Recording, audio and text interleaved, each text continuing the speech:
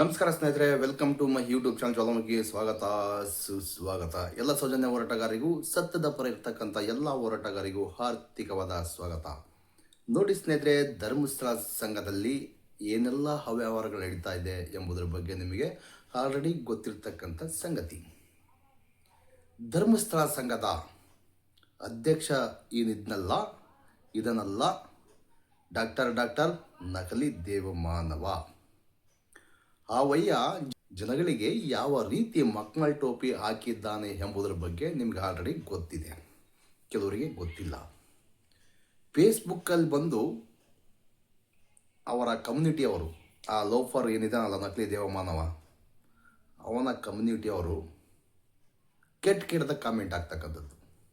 ಮತ್ತು ಅದೇ ಸಂಘದ ಅಧಿಕಾರಿಗಳು, ನಿನಗೇನು ಗೊತ್ತು ಧರ್ಮಸ್ಥಳ ಸಂಘದ ಬಗ್ಗೆ, ನಿನಗೇನು ಗೊತ್ತು, ನೀನು ಕೊಡ್ತೀನ ಲಕ್ಷ, ನೀನು ಕೊಡ್ತೀಯ 2 ಲಕ್ಷ, ನೀನು ಕೊಡ್ತೀಯ 3 ಲಕ್ಷ. ನೋಡಿ ಸ್ವಾಮಿ, ಯಾವುದೇ ಒಂದು ಅಡಮಾನ ಇಟ್ಕೊಂಡಂಗೆ ಇಲ್ಲಂತೇಳಿ ಸಿದ್ದರಾಮಯ್ಯ ಸಾಹೇಬರು ಹೇಳಿದರು. ಆದರೆ ನೀವು PRK ಜೀವ ಭದ್ರತೆ ಮತ್ತೊಂದು ಮಾಡಿಸ್ಕೊಂಡು ಲಕ್ಷ, 2 ಲಕ್ಷ, 5 ಲಕ್ಷ ಎಷ್ಟು ಬೇಕಾದ್ರೂ ಕೊಡ್ತೀರಿ. ಒಂದು ಫ್ಯಾಮಿಲಿಯಲ್ಲಿ 4-5 ಜನ ಇದ್ದರೆ 4-5 ಜನಕ್ಕೂ ಸಮೇತ 5 ಲಕ್ಷ, 3 ಲಕ್ಷ. ಅವ್ರ ದುಡಿಮೆಯನ್ನು ನೋಡಲ್ಲ, ಅವ್ರು ಏನು ಮಾಡ್ತಾರೆ ಅಂಬೋದು ನೋಡಲ್ಲ, ಅವರೇ ಬಡ್ಕೊಳ್ತಕ್ಕಂಥದ್ದು. ಕತ್ತೆ ಸಾಕಾಣಿಕೆ, ಎಮ್ಮೆ ಸಾಕಾಣಿಕೆ, ಒಂಟೆ ಸಾಕಾಣಿಕೆ, ಆ ಸಾಕಾಣಿಕೆ, ಈ ಸಾಕಾಣಿಕೆ, ಬುಗ್ದ ಬರ್ಕೊಂಬೋದು, ಸುಮ್ಮನೆ ದುಡ್ಡು ಕೊಡ್ತಾ ಇರೋದು. ನಾವೇನು ಹೇಳಕ್ಕೆ ಬರ್ತಾ ಇದ್ದೀವಿ ಅಂದರೆ, ಜನ ಜಾಗೃತಿ ಮೂಡಿಸ್ತಾ ಇದ್ದೀವಿ. ನೋಡಿ ಸ್ನೇಹಿತರೆ, ನಾವು ಜನ ಜಾಗೃತರಾಗಿ ಜನರು ಎಚ್ಚೆತ್ಕೋಬೇಕು. ಇಲ್ಲಿವರೆಗೂ ಭಾಳ ಫೋನ್ಗಳು ಬಂದಿದೆ ನನಗೆ. ಅವನ್ನೆಲ್ಲ ಕೆಲವೊಂದು ಯೂಟ್ಯೂಬಲ್ಲಿ ಕೂಡ ಹಾಕಿನಿ. ಕೆಲವೊಬ್ಬರು ಮಾಹಿತಿ ತಗೊಂಡು, ಸಾರ್ ಬ್ಯಾಡ ಬಿಡಿ, ಏನೋ ಹಾಕಕ್ಕೆ ಹೋಗ್ಬಿಡಿ ಅಂದಾರೆಲ್ಲ ಕೈ ಬಿಟ್ಟಿದ್ದೀನಿ. ಇನ್ನು ಕೆಲವೊಂದೆಲ್ಲ ಹಾಕೋವಿದ್ದಾವೆ, ದಯವಿಟ್ಟು ಕ್ಷಮೆ ಇರಲಿ. ಹಾಕ್ತೀನಿ, ಅವನ್ನ ಸ್ವಲ್ಪ ಟೈಮ್ ಸಿಕ್ಕಾಗೆಲ್ಲ ಹಾಕ್ತೀನಿ. ಎಷ್ಟು ಹೇಳಿದ ಸಮೇತ ಜನಗಳಿಗೆ ಅರ್ಥನೇ ಆಗ್ತಿಲ್ಲ. ಮುನಿಯಾಸ್ವಾಮಿ ದುಡ್ಡು ಅಲ್ಲ ರೀ ಇವು. ರಾಜಕಾರಣಿಗಳ ದುಡ್ಡು, ಉನ್ನತ ಮಟ್ಟದ ಅಧಿಕಾರಿಗಳ ದುಡ್ಡು, ಬೇರೆ ಬೇಜಾನ್ ಬಿಸ್ನೆಸ್ ಮ್ಯಾನ್ಗಳ ದುಡ್ಡು, ಬೇಜಾನ್ ಕಪ್ಪು ಹಣ ಇದರಲ್ಲಿ ವೈಟ್ ಮನಿ ಹಾಕ್ತಾ ಇದೆ.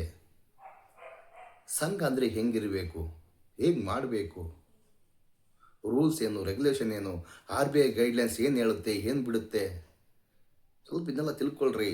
ನಿಮ್ಮ ಮೊಬೈಲಲ್ಲೇ ಬರ್ತಕ್ಕಂಥ ಮಾಹಿತಿ.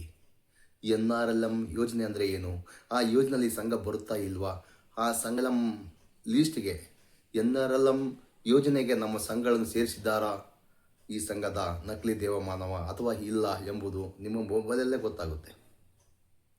ಇದ್ರ ಬಗ್ಗೆ ಕೂಲಂಕುಷವಾಗಿ ನಮ್ಮ ಗಿರೀಶ್ ಮಠಣ್ಣನವರು ಹೇಳಿರ್ತಕ್ಕಂಥದ್ದು ಸಾಕ್ಷಿ ಸಮೇತ. ನಂಬೋರು ನಂಬಿ, ಬಿಟ್ಟವರು ಬಿಡಿ. ದಾಖಲೆ ನೋಡಿದ್ಮೇಲೆ ಸಮೇತ ಬಂದ್ಬಿಟ್ಟ, ಹಂಗೆ ಮಾಡ್ದ ಅಂದರೆ ಏನು ಹೇಳ್ಬೇಕ್ರಿ ನಿಮಗೆ. ಕೆಲವೊಬ್ಬ ಲೋಫರ್ಗಳು ಬಂದು ಕೆಟ್ಟದ ಕಾಮೆಂಟ್ ಆಗ್ತಾ ಇದ್ದಾರೆ. ಅಂಥ ಲೋಫರ್ಗಳಿರ್ತಕ್ಕಂಥದ್ದು ದಯವಿಟ್ಟು ಈ ವಿಡಿಯೋ ನೋಡಿ. ಲೋಫರ್ ನಕಲಿ ದೇವಮಾನವ ಇಡೀ ನಮ್ಮ ರಾಜ್ಯಕ್ಕೆ ಯಾವ ರೀತಿ ಮಕ್ಮಲ್ ಟೋಪಿ ಹಾಕಿದ್ದಾನೆ ಎಂಬುದು ಇದರ ಮೂಲಕ ನಿಮ್ಗೆ ಗೊತ್ತಾಗುತ್ತೆ. ಇಲ್ಲಿ ಯಾವುದೇ ಒಂದು ಇದಿಲ್ಲ, ಮತ್ತೊಂದಿಲ್ಲ. ನಾವು ಯಾರನ್ನ ದುಡ್ಡು ಕೇಳ್ತಾ ಇಲ್ಲ. ಆ ಲೋಫರು ಪ್ರತಿಯೊಂದು ಊರಲ್ಲಿ ದೋಚ್ಕೊಂಡು ಹೋಗಿದ್ದಾನೆ, ಊರನ್ನೇ ದೋಚ್ಕೊಂಡು ಹೋಗಿದ್ದಾನೆ. ಗಂಡ ಹೆಂಡರ ಮಧ್ಯೆ, ಮಕ್ಕಳ ಮಧ್ಯೆ ಜಗಳ, ಎಷ್ಟೋ ಜನ ಸತ್ತೋಗಿದ್ದಾರೆ. ಕೆಲವೊಬ್ಬರು ಬೇರೆ ಉದ್ದೇಶದಿಂದ, ಕೆಲವೊಬ್ಬರು ಬೇರೆ ಕಸುಬುಗಳಿಂದ ಬಿಟ್ಟಿದ್ದಾರೆ. ತಮ್ಮ ಶೀಲವನ್ನೇ ಮಾರ್ಕೊಳ್ತಾ ಇದ್ದಾರೆ. ಗಂಡು ಮಕ್ಕಳದಂತ ಹೇಳಂಗಿಲ್ಲ ಬಿಡಿ. ಇದೆಲ್ಲ ನಿಲ್ಲಬೇಕಲ್ವಾ?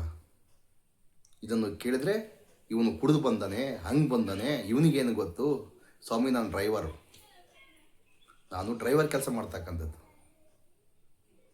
ನೋಡಿ, 10 ಗಂಟೆಗೆಲ್ಲ ಬಂದಿನಿ, ಮಲ್ಕೊಂಡು ಈಗ ವಿಡಿಯೋ ಸ್ಟಾರ್ಟ್ ಮಾಡ್ತಾರೆ 3 ಗಂಟೆ, ಇದು ಅಪ್ಡೇಟ್ ಆಗೋದಕ್ಕೆ 4-5 ಗಂಟೆ. ಇಷ್ಟು ಕೆಲಸ ಯಾಕೆ ಮಾಡ್ತಾ ಇದ್ದೀನಿ? ಜನರು ಜಾಗೃತರಾಗಬೇಕು. ನಮಗೆ ಅದೇ ಬೇಕಾಗಿರ್ತಕ್ಕಂಥದ್ದು. ನಿಮ್ಮ ಹಕ್ಕುಗಳನ್ನು ನೀವು ಕೇಳಿ. RBI ಗೈಡ್ಲೈನ್ಸ್ ಹೀಗಿದೆ, ಯಾವುದೇ ಕಾರಣಕ್ಕೂ ವೀಕ್ಲಿ ಕಟ್ಸ್ಕೊಂಬಂಗೆ ಇಲ್ಲ, ಅಂದರೆ ವಾರ ಕಟ್ಟಂಗೆ ಇಲ್ಲ, ಕಟ್ಸ್ಕೊಂಬಂಗಿಲ್ಲ ಅಂತ ರೂಲ್ಸ್ ಇದೆ. ಇದನ್ನು ಕೇಳಿ. ತಿಂಗಳಿಗೊಮ್ಮೆ ಇಲ್ಲಾಂದರೆ 3 ತಿಂಗಳಿಗೊಮ್ಮೆ, ಇಲ್ಲಾಂದರೆ 3 ತಿಂಗಳಿಗೊಮ್ಮೆ ಆ ರೆಕಾರ್ಡ್ ಸಮೇತ ನಿಮ್ಗೆ ಹಾಕ್ತೀನಿ ಈ ವಿಡಿಯೋದಲ್ಲಿ. ನಮ್ಮ ಗಿರೀಶ್ ಮಠಣ್ಣನವ್ರು ಹೇಳಿರ್ತಕ್ಕಂಥದ್ದು ಯೂಟ್ಯೂಬಲ್ಲಿ ಆನ್ಲೈನಲ್ಲಿ ಸರ್ಚ್ ಮಾಡಿ. ನೀವು ಯೂಟ್ಯೂಬ್ ಮಾಹಿತಿ ನಂಬಕ್ಕೆ ಹೋಗಬೇಡಿ. ನಿಮ್ಮ ಮೊಬೈಲಲ್ಲಿ ನಿಮಗೆ ಗೊತ್ತಿರತಕ್ಕಂಥ ಆಫೀಸರ್ಸೋ ಇಲ್ಲ ಬೇರೆ ಯಾರೋ ನಿಮ್ಮ ಸ್ನೇಹಿತರು ಅವ್ರ ಮೊಬೈಲ್ ಚೆಕ್ ಮಾಡಿ.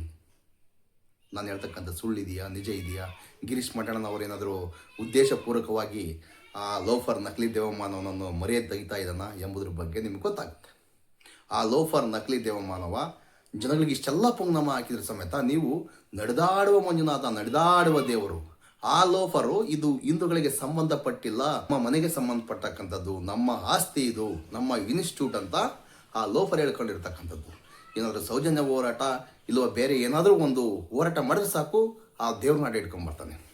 ಅಂದರೆ ಆ ಲೋಫರು ಹಿಂದೂಗಳ ಮಧ್ಯೆ ಬೆಂಕಿಡುವಂಥ ಕೆಲಸ ಮಾಡ್ತಕ್ಕಂಥದ್ದು ಯಾರು? ಆ ಲೋಫರ್ ನಕಲಿ ದೇವಮಾನವ. ಅವನ ಬಗ್ಗೆ ಹೇಳ್ಬೇಕಂದ್ರೆ ಬೇಜಾನಿದವ್ರಿ, ಬೇಜಾನ ಕಾರಣ. PRK ಬಾಂಡ್, ಅದು LIC, ಪ್ರತಿಯೊಂದರಲ್ಲೂ ಫ್ರಾಡು ಅಂಥವನು ಇವರ ಪಾಲಿಗೆ, ಕೆಲವೊಬ್ಬರ ಪಾಲಿಗೆ ನಡೆದಾಡುವ ದೇವರು. ಯಾಕೆ ಹೇಳಿ? ಕಾಂಚನ ಕೊಡ್ದಾನಲ್ಲ, ಅದಕ್ಕೋಸ್ಕರನ. ಮಾರಿಕೊಂಡ ಮಾಧ್ಯಮಗಳು ಸಮೇತ ನಡೆದಾಡುವ ಮಂಜುನಾಥ, ಮಾತಾಡುವ ಮಂಜುನಾಥ. ಈ ಲೋಫರ್ ಮಾಡಿರ್ತಕ್ಕಂಥ ಹಗರಣಗಳು, ಬಕ್ಕಸೂರ, ಅನೇಕ ಕೊಲೆಗಳು ಆ ಊರಲ್ಲೇ ಆಗಿರ್ತಕ್ಕಂಥದ್ದು. ಅಂಥದ್ರ ಬಗ್ಗೆ ಯಾರು ಬಿತ್ತರಿಸಲ್ಲ. ಆ ಮಾಡಿದಾನೆ ಅಂತ ಹೇಳ್ತಾ ಇಲ್ಲ ರೀ. ಅವನ ಊರಲ್ಲಿ ಇರ್ತಕ್ಕಂಥದ್ದು, ನಡೆದಾಡುವ ದೇವರ ಊರಲ್ಲಿ ಈ ಥರ ಘಟನೆಗಳು. ಅವನ ಕಾಣಲ್ವಾ? ಅವನ ಕನಸಿನಾಗ ಬಂದು ಹೇಳಿದ್ನಂತೆ ದೇವರು, ಹಂಗೆ ಮಾಡಿ ಹಿಂಗೆ ಮಾಡಿ. ನನ್ನ ಕನಸಿನಲ್ಲಿ ಬಂದು ಹೇಳಿದಾನೆ ಈಗ ನಡೆದಾಡುವ ಆ ಲೋಫರ್ ನಕಲಿ ದೇವಮಾನವನನ್ನು ಒದ್ದು ಓಡಿಸಿ ಅಂತ. ನಂಬ್ತೀರಾ? ಆ ಲೋಫರ್ ಮಾತು ಯಾಕೆ ನಂಬ್ತೀರಿ ನೀವು? ನಿಮ್ಮ ತಲೆಯಲ್ಲಿ ಬುದ್ಧಿ ಇಲ್ವಾ? ನಿಮ್ಮ ತಲೆಯಲ್ಲಿ ಬುದ್ಧಿ ಇಲ್ವಾ? ಲದ್ದಿ ತುಂಬಿಕೊಂಡಿದೆಯಾ? ನಮ್ಮ ದೇವರನ್ನು ಅಡ್ಡ ಹಿಡ್ಕೊಂಡು ಲಜ್ಜೆಗೆಟ್ಟಿ ಕೆಲಸ ಮಾಡ್ತಕ್ಕಂಥ ಆ ಲೋಫರ್ ನಕಲಿ ದೇವಮಾನವ ಅನೇಕ ದಲಿತರ ಮೇಲೆ ದಬ್ಬಳಿಕೆ ಮಾಡಿ ಅವರ ಭೂಮಿಯನ್ನು ಕಿತ್ಕೊಂಡಿರ್ತಕ್ಕಂಥದ್ದು, ಅವರ ಜೀವನವನ್ನು ಹಾಳು ಮಾಡಿರ್ತಕ್ಕಂಥದ್ದು, ಅವರ ಜೀವನವನ್ನೇ ಕಿತ್ತುಕೊಂಡು ಮೂರಬಟ್ಟೆ ಮಾಡಿರ್ತಕ್ಕಂಥದ್ದು, ಅವರ ಜೀವನವನ್ನು ನಡಿ ಬೀದಿಗೆ ತಂದಿರತಕ್ಕಂಥದ್ದು ಎಷ್ಟು ಬೇಕ್ರಿ? ಆ ಲೋಫರ್ ನಕಲಿ ದೇವಮಾನವ ಅದೇನೋ ಧರ್ಮಾಧಿಕಾರಿ ಆಗುವ ಮುನ್ನ ಯಾರು ಸುಟ್ಟಾಕಕ್ಕೆ ಹೊರಟಿದ್ದ, ಅದ್ರ ಬಗ್ಗೆ ವಿಡಿಯೋ ಕೂಡ ನಮ್ಮದ್ರಲ್ಲಿ ಇದೆ, ನೋಡ್ಕೊಂಬನ್ನಿ. ಜೀವಂತವಾಗಿ ಸುಡಲು ಹೊರಟಿದ್ದ ಇಂಥ ಲೋಫರ್ನ ನಾವು ದೇವಮಾನವ ಅಂತ ಒಪ್ಕೋಬೇಕಾ? ಏನು ಹೇಳ್ಬೇಕ್ರಿ ಸ್ನೇಹಿತರೆ ನಿಮಗೆ? ಸುಮ್ಮನೆ ಕೆಡ್ದಾಗ ಬಂದು ಕಾಮೆಂಟ್ ಆಗ್ತಿರಲ್ಲ. ನಮಸ್ಕಾರ. ಈಗ ಆ ವಿಡಿಯೋ ಹಾಕ್ತಿದ್ದೀನಿ. ಗಿರೀಶ್ ಮಠಣ್ಣನವರು ಆನ್ಲೈನಲ್ಲೇ ತೋರಿಸ್ತಕ್ಕಂಥದ್ದು ನೋಡಿ. ಆನ್ಲೈನಲ್ಲೇ ನೀವು ಕೂಡ ಚೆಕ್ ಮಾಡಿ ಒಮ್ಮೆ. ನಾವು ಹೇಳ್ತಕ್ಕಂಥದ್ದು ಸತ್ಯ ಇದೆಯಾ ಸುಳ್ಳಿದೆಯಾ ಎಲ್ಲ ದಾಖಲಾತಿ ಕೊಟ್ಟರೆ ಸಮೇತ ನೀವು ಬುರ್ಡೆ ಗ್ಯಾಂಗ್ನವರು ಅದು ಇದು ಏನು ಬೇಕಾದ್ರೂ ಅಂದ್ಕೊಳ್ಳಿ, ನಮಗೇನು ನೋ ಟೆನ್ಷನ್. ನಮ್ಮದೇನು 10 ರೂಪಾಯಿ ಹೋಗಲ್ಲ. ಆ ಲೋಫರ್ ನಕಲಿ ದೇವಮಾನವನ ಚೇಲಗಳು ಬಂದು ಕಾಮೆಂಟ್ ಮಾಡ್ತಾರಲ್ಲ, ಅಂಥ ಲೋಫರ್ಗಳು ಹೇಳ್ತಕ್ಕಂಥದ್ದು. ದಯವಿಟ್ಟು ಆ ಲೋಫರ್ ಮಾಡಿರ್ತಕ್ಕಂಥ ಕೆಲಸ ನೀವು ಮಾಡೋಕ್ಕೆ ಹೋಗಬೇಡಿ. ಆ ಪಾಪ ನಿಮಗೆ ಸಮೇತ ಬರುತ್ತೆ. ನೀವು ಅಪ್ಪಟ ಹಿಂದೂಗಳು. ಆ ಲೋಫರ್ ಯಾವನೋ ಗೊತ್ತಿಲ್ಲ ನನಗೆ, ಜಾತಿ ಅವನು ಯಾವ ಧರ್ಮ ನನಗಂತೂ ಗೊತ್ತಿಲ್ಲ. ಆದರೆ ಹಿಂದೂ ಧರ್ಮದ ದೇವಸ್ಥಾನವನ್ನು ಅಡ್ಡ ಇಟ್ಕೊಂಡು ಲಜ್ಜೆಗೆಟ್ಟ ಕೆಲಸವನ್ನು ಮಾಡ್ತಕ್ಕಂಥ ಆ ಲೋಫರ್ ನಕಲಿ ದೇವಮಾನವನ ಬಗ್ಗೆ ನಾನು ಮಾತಾಡ್ತಕ್ಕಂಥದ್ದು. ಹೀಗೆ ನೀವೇನು ಬೇಕಾದ್ರೂ ಮಾಡ್ಕೊಳ್ಳಿ.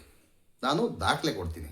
ಅವನು ಏನೆಲ್ಲ ಷಡ್ಯಂತ್ರ ಮಾಡಿದ್ದಾನೆ, ಎಷ್ಟು ಭೂಮಿ ಕಬಳಕೆ ಮಾಡಿದ್ದಾನೆ, ಎಷ್ಟು ಜನಗಳಿಗೆ ಅನ್ಯಾಯ ಮಾಡಿದ್ದಾನೆ ಎಂಬುದರ ಬಗ್ಗೆ ಸ್ಪಷ್ಟ ದಾಖಲೆ ಕೊಡ್ತೀನಿ. ನೋಡಿ ಸ್ನೇಹಿತರೆ, ಈಗ ನಮ್ಮ ಗಿರೀಶ್ ಮಠಣ್ಣನವರು ಏನು ಹೇಳ್ತಾ ಇದ್ದಾರೆ ದಯವಿಟ್ಟು ಕೇಳಿಸ್ಕೊಳ್ಳಿ. ವಿಡಿಯೋ ಸ್ವಲ್ಪ ಲಾಂಗ್ ಆಗಿರ್ಬೋದು, ಬಟ್ ಜನಗಳಿಗೆ ಕ್ಲಿಯರಾಗಿ ಮಾಹಿತಿ ಅರ್ಥ ಮಾಡ್ಕೊಳ್ಳಿ. ನಮಸ್ಕಾರ. ಎಲ್ರಿಗೂ ನಮಸ್ಕಾರ. ಬಹಳ ದಿನ ಅಂದರೆ ಒಂದು ವಾರ ಆದಮೇಲೆ ಲೈವ್ಗೆ ಬರ್ತಾಯಿದ್ದೀನಿ. ಇವತ್ತಿನ ದಿನ ಈ ಲೈವ್ ಬರುವಂಥ ಉದ್ದೇಶ ಏನು ಅಂತ ಹೇಳಿದರೆ,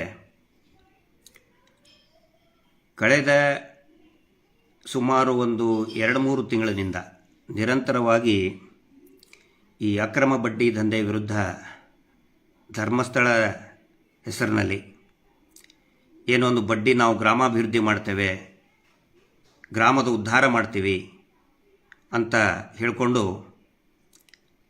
ಜನರಿಗೆ ಸಾಲ ಕೊಟ್ಟು ಅದರಿಂದ ವಾರದ ಬಡ್ಡಿ ವಸೂಲಿ ಮಾಡುವಂತಹ ಏನೊಂದು ಕೆಲಸ ಮಾಡ್ತಾ ಇದ್ದಾರೆ, ಅದರ ವಿರುದ್ಧ ಒಂದು ದೊಡ್ಡ ಅಭಿಯಾನವನ್ನು ಸೌಜನ್ಯ ನ್ಯಾಯಪರ ಹೋರಾಟ ಸಮಿತಿಯಿಂದ ನಾವು ಹಮ್ಮಿಕೊಂಡಿದ್ವು. ಒಂದು ಜನಜಾಗೃತಿ ಪ್ರಾರಂಭ ಆಯಿತು. ಆದರೆ ಇವತ್ತು ಆ ಜನಜಾಗೃತಿ ಒಂದು ಆಂದೋಲನದ ರೂಪದಲ್ಲಿ ಇಡೀ ಕರ್ನಾಟಕದಲ್ಲಿ ಆಂದೋಲನದ ರೂಪವನ್ನು, ಚಳುವಳಿಯ ರೂಪವನ್ನು ಇವತ್ತು ನಮ್ಮ ಜನಜಾಗೃತಿ ಕಾರ್ಯಕ್ರಮ ತೆಗೆದುಕೊಂಡಿದೆ. ಅನೇಕ ಹಳ್ಳಿಗಳಿಂದ ನಮಗೆ ಫೋನ್ ಬರ್ತಾ ಇದೆ, ನಮ್ಗೆ ಅನ್ಯಾಯ ಆಗ್ತಾ ಇದೆ, ಮೋಸ ಆಗ್ತಾ ಇದೆ, ನಮ್ಗೆ ಕಟ್ಟಕ್ಕಾಗ್ತಿಲ್ಲ ಅಂತೇಳಿ. ಎಷ್ಟೋ ಜನ ಇವತ್ತು ನಮಗೆ ಯಾಕೆ ಒಂದು ಆತ್ಮತೃಪ್ತಿ ಇದೆ ಅಂತ ಹೇಳಿದರೆ,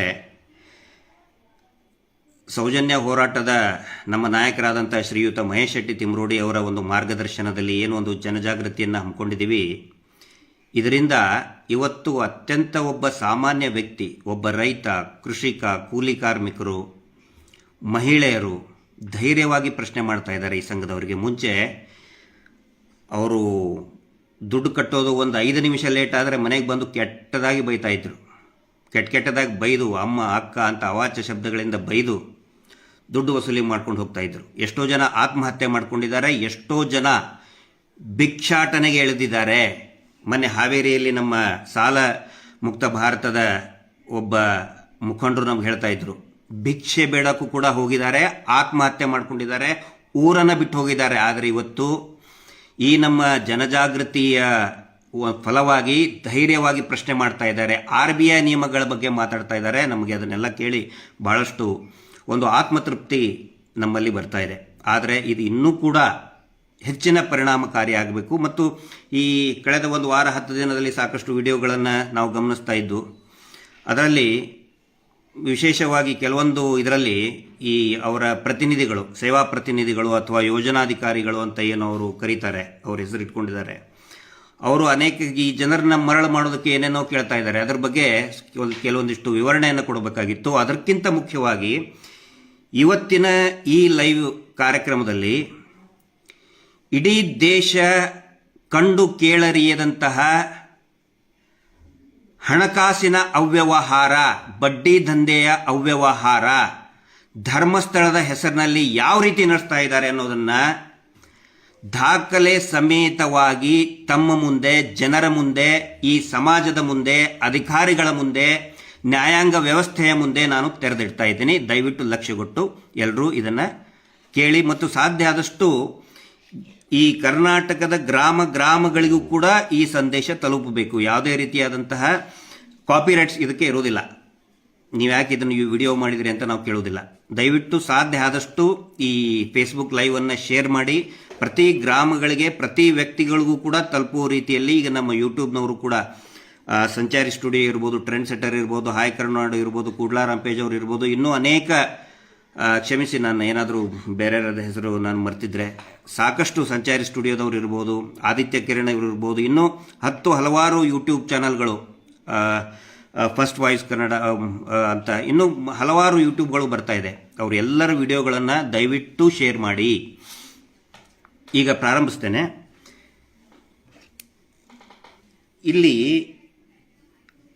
ಧರ್ಮಸ್ಥಳ ಸಂಘ ಅಂತ ಏನು ಇವರು ಮಾಡ್ಕೊಂಡು ಹೇಳ್ತಾರಲ್ಲ, ನಾವು ಸಂಘ, ನಮ್ಮದು ಸಂಘ ಅಂಥೇಳಿ ನಾನು ಅನೇಕ ಸಾರಿ ಹೇಳಿದ್ದೀನಿ, ಈಗೂ ಇನ್ನೊಂದು ಸಾರಿ ರಿಪೀಟ್ ಮಾಡ್ತಿದ್ದೀನಿ. ಅವು ಯಾವ ಕೂಡ ಧರ್ಮಸ್ಥಳದ ಸಂಘ ಅಲ್ಲ, ಅವು ಸ್ವಸಹಾಯ ಸಂಘಗಳು, SHG, self help group, SHG, ಅದನ್ನು ಅವರು ಪ್ರಾರಂಭ ಮಾಡಿದರು. ಈಗ ಆ ಸ್ವಸಹಾಯ ಗುಂಪುಗಳಿಗೆ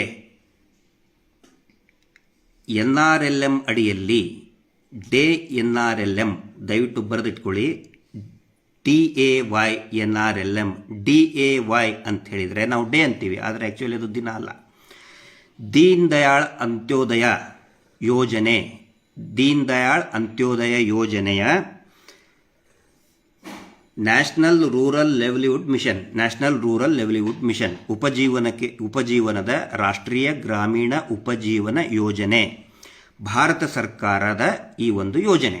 ಇದನ್ನು ನಿಮಗೆ ಯಾಕೆ ಹೇಳ್ತಾ ಇದ್ದೀನಿ ಅಂತ ಹೇಳಿದರೆ, ಈ NRLM ನಿಂದ SHGಗಳಿಗೆ ಅಂತ್ಯೋದಯ ಯೋಜನೆಯಿಂದ ಅನೇಕ ಈ ದೇಶದ ಕಡುಬಡವರಿಗೆ, ದೀನದಲಿತರಿಗೆ, ಶೋಷಿತ ವರ್ಗಗಳಿಗೆ ಅನೇಕ ಸೌಲಭ್ಯಗಳು ಕೇಂದ್ರ ಸರ್ಕಾರದಿಂದ ಕೊಡ್ತಾರೆ.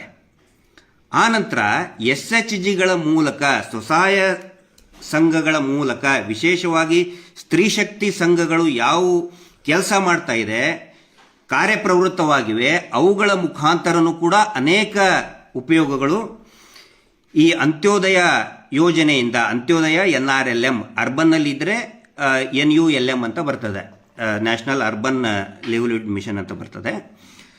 ಈಗ ಈ SHGಗಳು ಈಗೇನು ಈಗ ಮಾಡ್ಕೊಂಡಿದ್ದೀರಲ್ಲ ನೀವು, ಧರ್ಮಸ್ಥಳದ ಸಂಘ ಅಂತ ಹೇಳ್ಕೊಂಡು, ಆ ಸಂಘಗಳಿಗೆ ಎಷ್ಟು ರೇಟ್ ಆಫ್ ಇಂಟ್ರೆಸ್ಟ್ ಇರ್ತದೆ, ಯಾವ ರೀತಿ ಅದನ್ನು ರಿಪೇಮೆಂಟ್ ಮಾಡಬೇಕು, ಅದರ ಕುರಿತಾಗಿ RBI ಸ್ಪಷ್ಟ ನಿರ್ದೇಶನಗಳನ್ನು ಕೊಟ್ಟಿದೆ. ಇದೆಲ್ಲ ನಡೀತಾ ಇರೋದು RBI ನಿರ್ದೇಶನದ ಮೇರೆಗೆ. ಹಾಗಿದ್ರೆ ಏನದು RBI ನಿರ್ದೇಶನ? ನಿಮಗೀಗ ನಾನೀಗ ಲೈವಲ್ಲಿದ್ದೀನಿ, ಮತ್ತು ಆನ್ಲೈನಲ್ಲಿ ಕೂಡ ಇದ್ದೀನಿ. ನಾನು ಬರೀ FB ಲೈವ್ ಅಲ್ಲ, ಆನ್ಲೈನಲ್ಲಿ ಕೂಡ ಇದ್ದೀನಿ. ನನ್ನ ಮುಂದೆ ಲ್ಯಾಪ್ಟಾಪ್ ಇದೆ, ಅದರಲ್ಲೇ ನಿಮಗೆ ತೋರಿಸ್ತಿದ್ದೀನಿ RBI ಏನು ಹೇಳುತ್ತೆ ಅಂಥೇಳಿ. ಏನಾದರೂ ತಾಂತ್ರಿಕ ದೋಷ ಆದರೆ ಒಂದು ಕಾಪಿ ಕೂಡ, ಪ್ರಿಂಟೌಟ್ ಕೂಡ ನಾನು ತೊಗೊಂಡು ಇಟ್ಕೊಂಡಿದ್ದೀನಿ. ಇರಲಿ, ಏನಾದರೂ ತೊಂದರೆ ಆದರೆ ಇದನ್ನು ತೋರಿಸ್ತೀನಿ.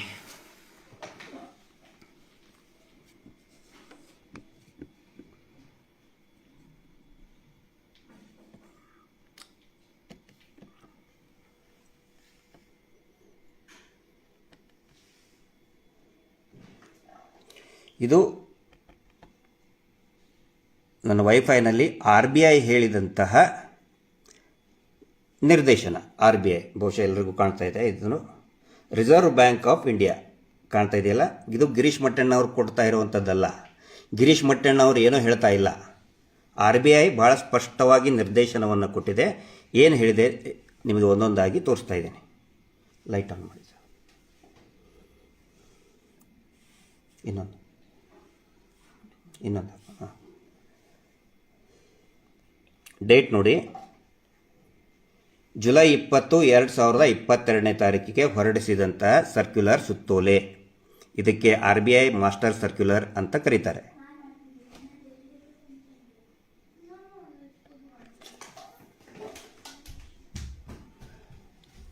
ಚೀಫ್ ಜನರಲ್ ಮ್ಯಾನೇಜರ್ ನಿಶಾ ನಾಂಬ್ಯಾರ್ ಅಂಥೇಳಿ. ಮಾಸ್ಟರ್ ಸರ್ಕ್ಯುಲರ್ ದೀನ್ ದಯಾಳ್ ಅಂತ್ಯೋದಯ ಯೋಜನಾ, ಅಂದರೆ DAY, ಡೇ ಅಂತ ನಾನು ಹೇಳಿದ್ನಲ್ಲ, ಅದು Deen Dayal Antyodaya Yojana, national rural livelihoods mission DAY NRLM. ಇದರಲ್ಲಿ ಮಾಸ್ಟರ್ ಸರ್ಕ್ಯುಲರ್ನಲ್ಲಿ ಹೇಳ್ತಾರೆ, ಅದರ ಬ್ಯಾಕ್ಗ್ರೌಂಡ್ ಹೇಳ್ತಾರೆ. ಪ್ರಾರಂಭದಲ್ಲಿ ದೀನ್ ದಯಾಳ್ ಅಂತ್ಯೋದಯ ಯೋಜನಾ, ನ್ಯಾಷನಲ್ NRLM ಬಗ್ಗೆ, ಅದು ಯಾಕೆ ಸ್ಟಾರ್ಟ್ ಆಯಿತು, ಅದರ ಉಪಯೋಗ ಏನು ಅಂತ ಹೇಳ್ತಾರೆ, ಎದಕ್ಕೆ ಅದರ ಪ್ರಾರಂಭ ಮಾಡಿದರು ಅಂತ. ಆನಂತರ ಫೈನಾನ್ಷಿಯಲ್ ಅಸಿಸ್ಟೆನ್ಸ್, ಇದು ಭಾಳ ಮುಖ್ಯ. ಫೈನಾನ್ಷಿಯಲ್ ಅಂದರೆ ಹಣಕಾಸಿನ SHGಗಳಿಗೆ, ಇಲ್ಲಿ ನೋಡಿ SHGಗಳಿಗೆ ಕ್ಲೋಸಪ್ಪಲ್ಲಿ ತೋರಿಸ್ತೇನೆ. SHGಗಳಿಗೆ, ಸ್ವಸಹಾಯ ಗುಂಪುಗಳು, ಸೆಲ್ಫ್ ಹೆಲ್ಪ್ ಗ್ರೂಪ್ಗಳಿಗೆ ಫೈನಾನ್ಷಿಯಲ್ ಅಸಿಸ್ಟೆನ್ಸ್ ಈ ಒಂದು ಶೀರ್ಷಿಕೆ ಅಡಿಯಲ್ಲಿ ಏನೇನು ಸಹಾಯಧನ, ಕ್ಯಾಪಿಟಲ್ ಸಬ್ಸಿಡಿ, ಕಮ್ಯುನಲ್ ಇನ್ವೆಸ್ಟ್ಮೆಂಟ್, ನಾನು ಸ್ವಲ್ಪ ಬ್ಯಾಕ್ ತಗೋತೇನೆ. ಸರಿಯಾಗಿ ಕಾಣಿಸ್ತಾ ಇಲ್ಲ ಅಂದರೆ ದಯವಿಟ್ಟು ಕಮೆಂಟ್ ಮಾಡಿ ಹಾಕಿ, ನಾನು ಅದನ್ನು ಸರಿ ಮಾಡ್ಕೋತೀನಿ. ಇಲ್ಲಿ ನೋಡಿ, opening of saving or current account. ಇಲ್ಲಿ ಕೆಲವೊಬ್ಬರು ಈ ಸಂಘದ ಅಲ್ಲಿರುವಂಥ ಅಧಿಕಾರಿಗಳು, ಯೋಜನಾಧಿಕಾರಿಗಳು ನಮ್ಮ ಜೊತೆ ವಾದ ಮಾಡ್ತಿದ್ರು, ನಾವು ಬರೀ CC ಅಕೌಂಟನ್ನೇ ಮಾಡಬೇಕು ರೀ ಅಂತ. ಇಲ್ಲಿ ಬಹಳ ಕ್ಲಿಯರ್ ಕಟ್ಟಾಗಿ ಹೇಳಿದೆ, ಓಪನಿಂಗ್ ಆಫ್ ಸೇವಿಂಗ್ ಅಕೌಂಟನ್ನು ಓಪನ್ ಮಾಡಬಹುದು ಅಂತ. ಸೇವಿಂಗ್ಸ್ ಆರ್ ಕರೆಂಟ್ ಅಕೌಂಟ್ ಮಾಡಿ ಅಂತ RBI ಹೇಳ್ತದೆ, ನಾನು ಹೇಳ್ತಾ ಇಲ್ಲ. ಇವರು ಮಾಡಿದ್ದೇನು, ಯಾರಿಗೂ ಕೂಡ ಇದುವರೆಗೂ ಸೇವಿಂಗ್ಸ್ ಅಕೌಂಟೇ ಮಾಡಲಿಲ್ಲ, ಬರೀ CC ಅಕೌಂಟ್ ಅಂತ ಹೇಳ್ತಾ ಬಂದರು. ನೆಕ್ಸ್ಟು ಇದ್ರ ಕಾಪಿ ಕೊಡಿ.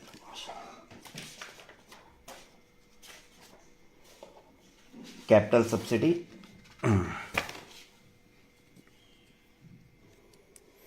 ಇದರಲ್ಲಿ 6ನೇ ಇದಕ್ಕೆ ಬರೋಣ. ಭಾಳ ಅತಿ ನಮ್ಮೆಲ್ಲರಿಗೂ ಕೂಡ ಸಂಬಂಧಪಟ್ಟಂತಿದ್ದು.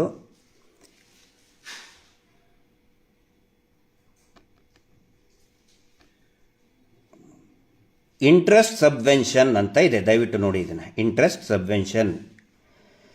DNRLM has a provision for interest subvention for women SHGs.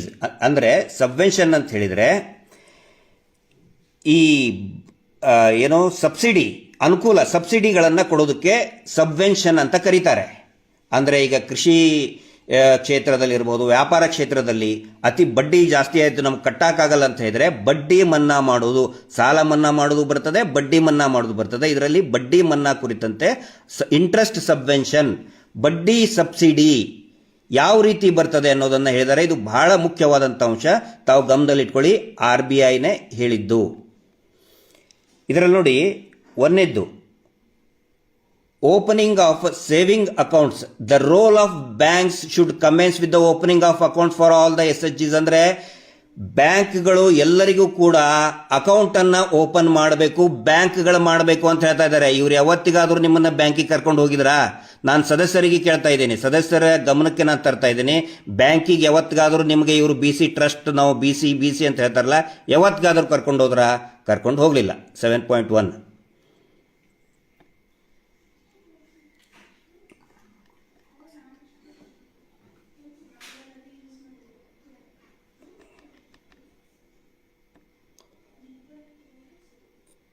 ಎರಡನೇದ್ದು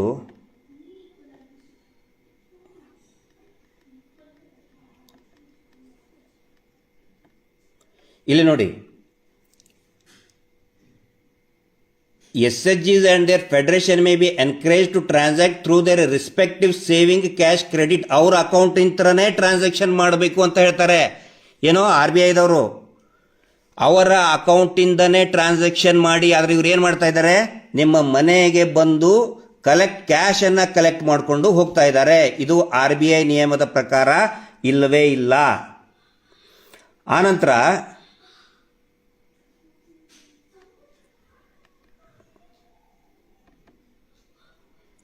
ರೋಲ್ ಆಫ್ ಬ್ಯಾಂಕ್ಸ್, ಇದು ಪ್ರಾರಂಭದಲ್ಲೇ ನಾನು ಹೇಳಬೇಕಾಗಿತ್ತು.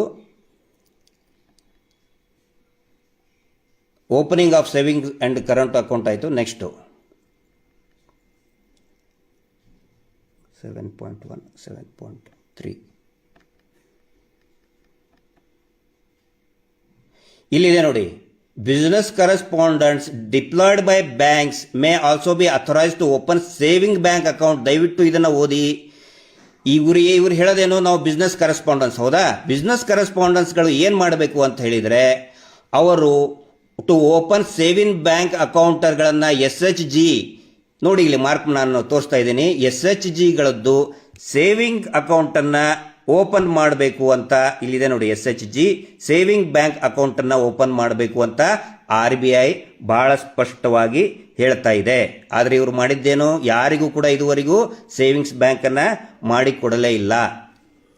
ಮುಂದೆ ಬರ್ತೇನೆ.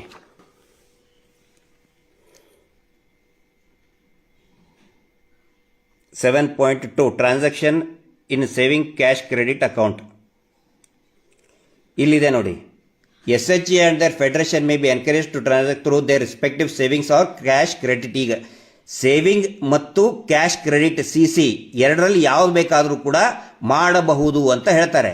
ಇಲ್ಲಿ ನಾವು ಕೇಳ್ತಾ ಇರೋದು, ಸೇವಿಂಗ್ SB ಅಕೌಂಟಿಗೆ ಅವಕಾಶ ಇದ್ದರೆ ನೀವು ಬರೀ CC ಅಕೌಂಟ್ ಇಷ್ಟೇ ಯಾಕೆ ಮಾಡಿದ್ರಿ ಅಂತ ನಾವು ಕೇಳ್ತಾ ಇದ್ದೀವಿ. SB ಅಕೌಂಟ್ ಮಾಡಿದರೆ ಅದು ಎಷ್ಟೋ ಅನುಕೂಲಗಳು ಸಿಗ್ತಾ ಇತ್ತು, ಸಿಬಿಲ್ ಸ್ಕೋರ್ ಇನ್ಕ್ರೀಸ್ ಆಗ್ತಾ ಇತ್ತು. ಆದರೆ ನೀವು ಯಾಕೆ ಮಾಡಲಿಲ್ಲ? ಅದು ನಮ್ಮ ಪ್ರಶ್ನೆ. ಈ ಫ್ರಾಡ್ ಅನ್ನೋದು ಸ್ಟಾರ್ಟ್ ಆಗಿರೋದೇ ಅಲ್ಲಿಂದ.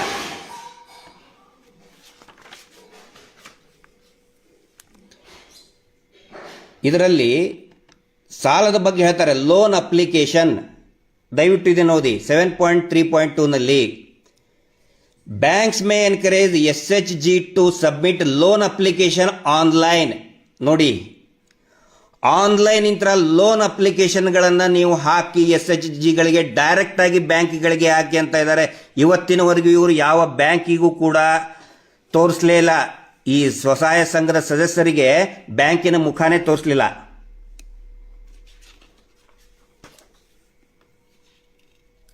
ಆನಂತರ 7.34 ಬರೋಣ. ಅಂದರೆ ಸುಮಾರಿದೆ ಇದು, ನಿಮಗೆ ಬೇಕಾದ್ರೆ ಇದು ಒಂದು ಕಾಪಿ ಆಲ್ರೆಡಿ ನಾನು ನನ್ನ ಇದರಲ್ಲಿ ಹಾಕಿದ್ದೀನಿ. ಇಲ್ಲಿ ಎಷ್ಟೆಷ್ಟು ಕೊಡ್ಬೋದು ಅಂತ ಇದೆ ಇದರಲ್ಲಿ. ಅಂದರೆ ಸಾಲಗಳನ್ನು ಎಷ್ಟೆಷ್ಟು ಕೊಡ್ಬೋದು. ಫಸ್ಟ್ ಪ್ರಾರಂಭದಲ್ಲಿ ಕಾರ್ಪಸ್ 1.5 ಲ್ಯಾಕ್ಸು 3 ಲಕ್ಷದವರೆಗೆ ಕೊಡ್ಬೋದು. ಆನಂತರ ಸೆಕೆಂಡ್ ಡೋಸ್ನಲ್ಲಿ 6 ಲಕ್ಷದವರೆಗೆ ಲೋನ್ ಕೊಡ್ಬೋದು ಅಂತಿದೆ. ಆಮೇಲೆ credit facilities to the SHG ಮೆಂಬರ್ಗೆ 7.34 ಅಲ್ಲಿ ಕ್ರೆಡಿಟ್ ಫೆಸಿಲಿಟಿಗಳಿಗೆ ಅದರಲ್ಲಿ ಮುದ್ರಾ ಯೋಜನೆ ಅಂತಿದೆ. ಈ ಕೆಲವೊಬ್ರು ಕೇಳ್ತಾರೆ, ಯಾರು ಕೊಡ್ತಾರೆ ನಮಗೆ, ಧರ್ಮಸ್ಥಳದ ಕೊಡಲಿಲ್ಲ. ಎಲ್ಲವನ್ನು ಕೂಡ ಬ್ಯಾಂಕ್ನವರೇ ಅಂತ್ಯೋದಯ ಯೋಜನೆಯಲ್ಲಿ ಅತ್ಯದ್ಭುತವಾದಂಥ ಯೋಜನೆ ಇದೆ. ಇಲ್ಲಿ ನೋಡಿ, loans up to 10 lakhs to individual member. ಪ್ರತಿಯೊಬ್ಬ ಸದಸ್ಯರಿಗೆ 10 ಲಕ್ಷದವರೆಗೆ ಸಾಲವನ್ನು ಕೊಡಬೇಕು ಅಂತ RBI ಹೇಳ್ತದೆ. ಇದು ಬ್ಯಾಂಕಿನ ದಾಖಲೆ ಅಲ್ಲ. RBI ಅಂತ ಹೇಳಿದರೆ it is the banker of the bank. ಎಲ್ಲ ಬ್ಯಾಂಕುಗಳಿಗೂ ನಿರ್ದೇಶನವನ್ನು ಕೊಡುವಂಥ ಸಂಸ್ಥೆ ಅಂದರೆ RBI, reserve bank of India. ಇವರು RBI ಅಂತ ಹೇಳಿದರೆ republic of Belthangady in India ಅಂತ ಹೇಳ್ಬಿಡ್ತಾರೆ. ಇವರು ರಿಪಬ್ಲಿಕ್ ಆಫ್ ಬೆಳ್ತಂಗಡಿ ಅಂತ ಹೇಳಿದರೆ ಇವರೇ ದಣಿಗಳು, ಕಾವಂದರು ಅಂತ ಏನೇನು ಪೂಜ್ಯರು ಅಂತ ಕರೆಸ್ಕೊತಾರಲ್ಲ ಅವರು. ನೋಡಿ, ಇಲ್ಲಿ ಮುದ್ರಾ ಯೋಜನೆ, ಅದು ಕೂಡ ಅಂತ್ಯೋದಯ ಯೋಜನೆಯಲ್ಲೇ ಇದೆ. ಯಾರಾದರೂ ವ್ಯಾಪಾರ ಮಾಡಬೇಕು, ಹೆಣ್ಮಕ್ಳು ಬೀದಿ ಬದಿ ವ್ಯಾಪಾರ ಮಾಡಬೇಕು ಅಂತ ಹೇಳಿದ್ರೆ ಮುದ್ರಾ ಸ್ಕೀಮ್ ಇದೆ.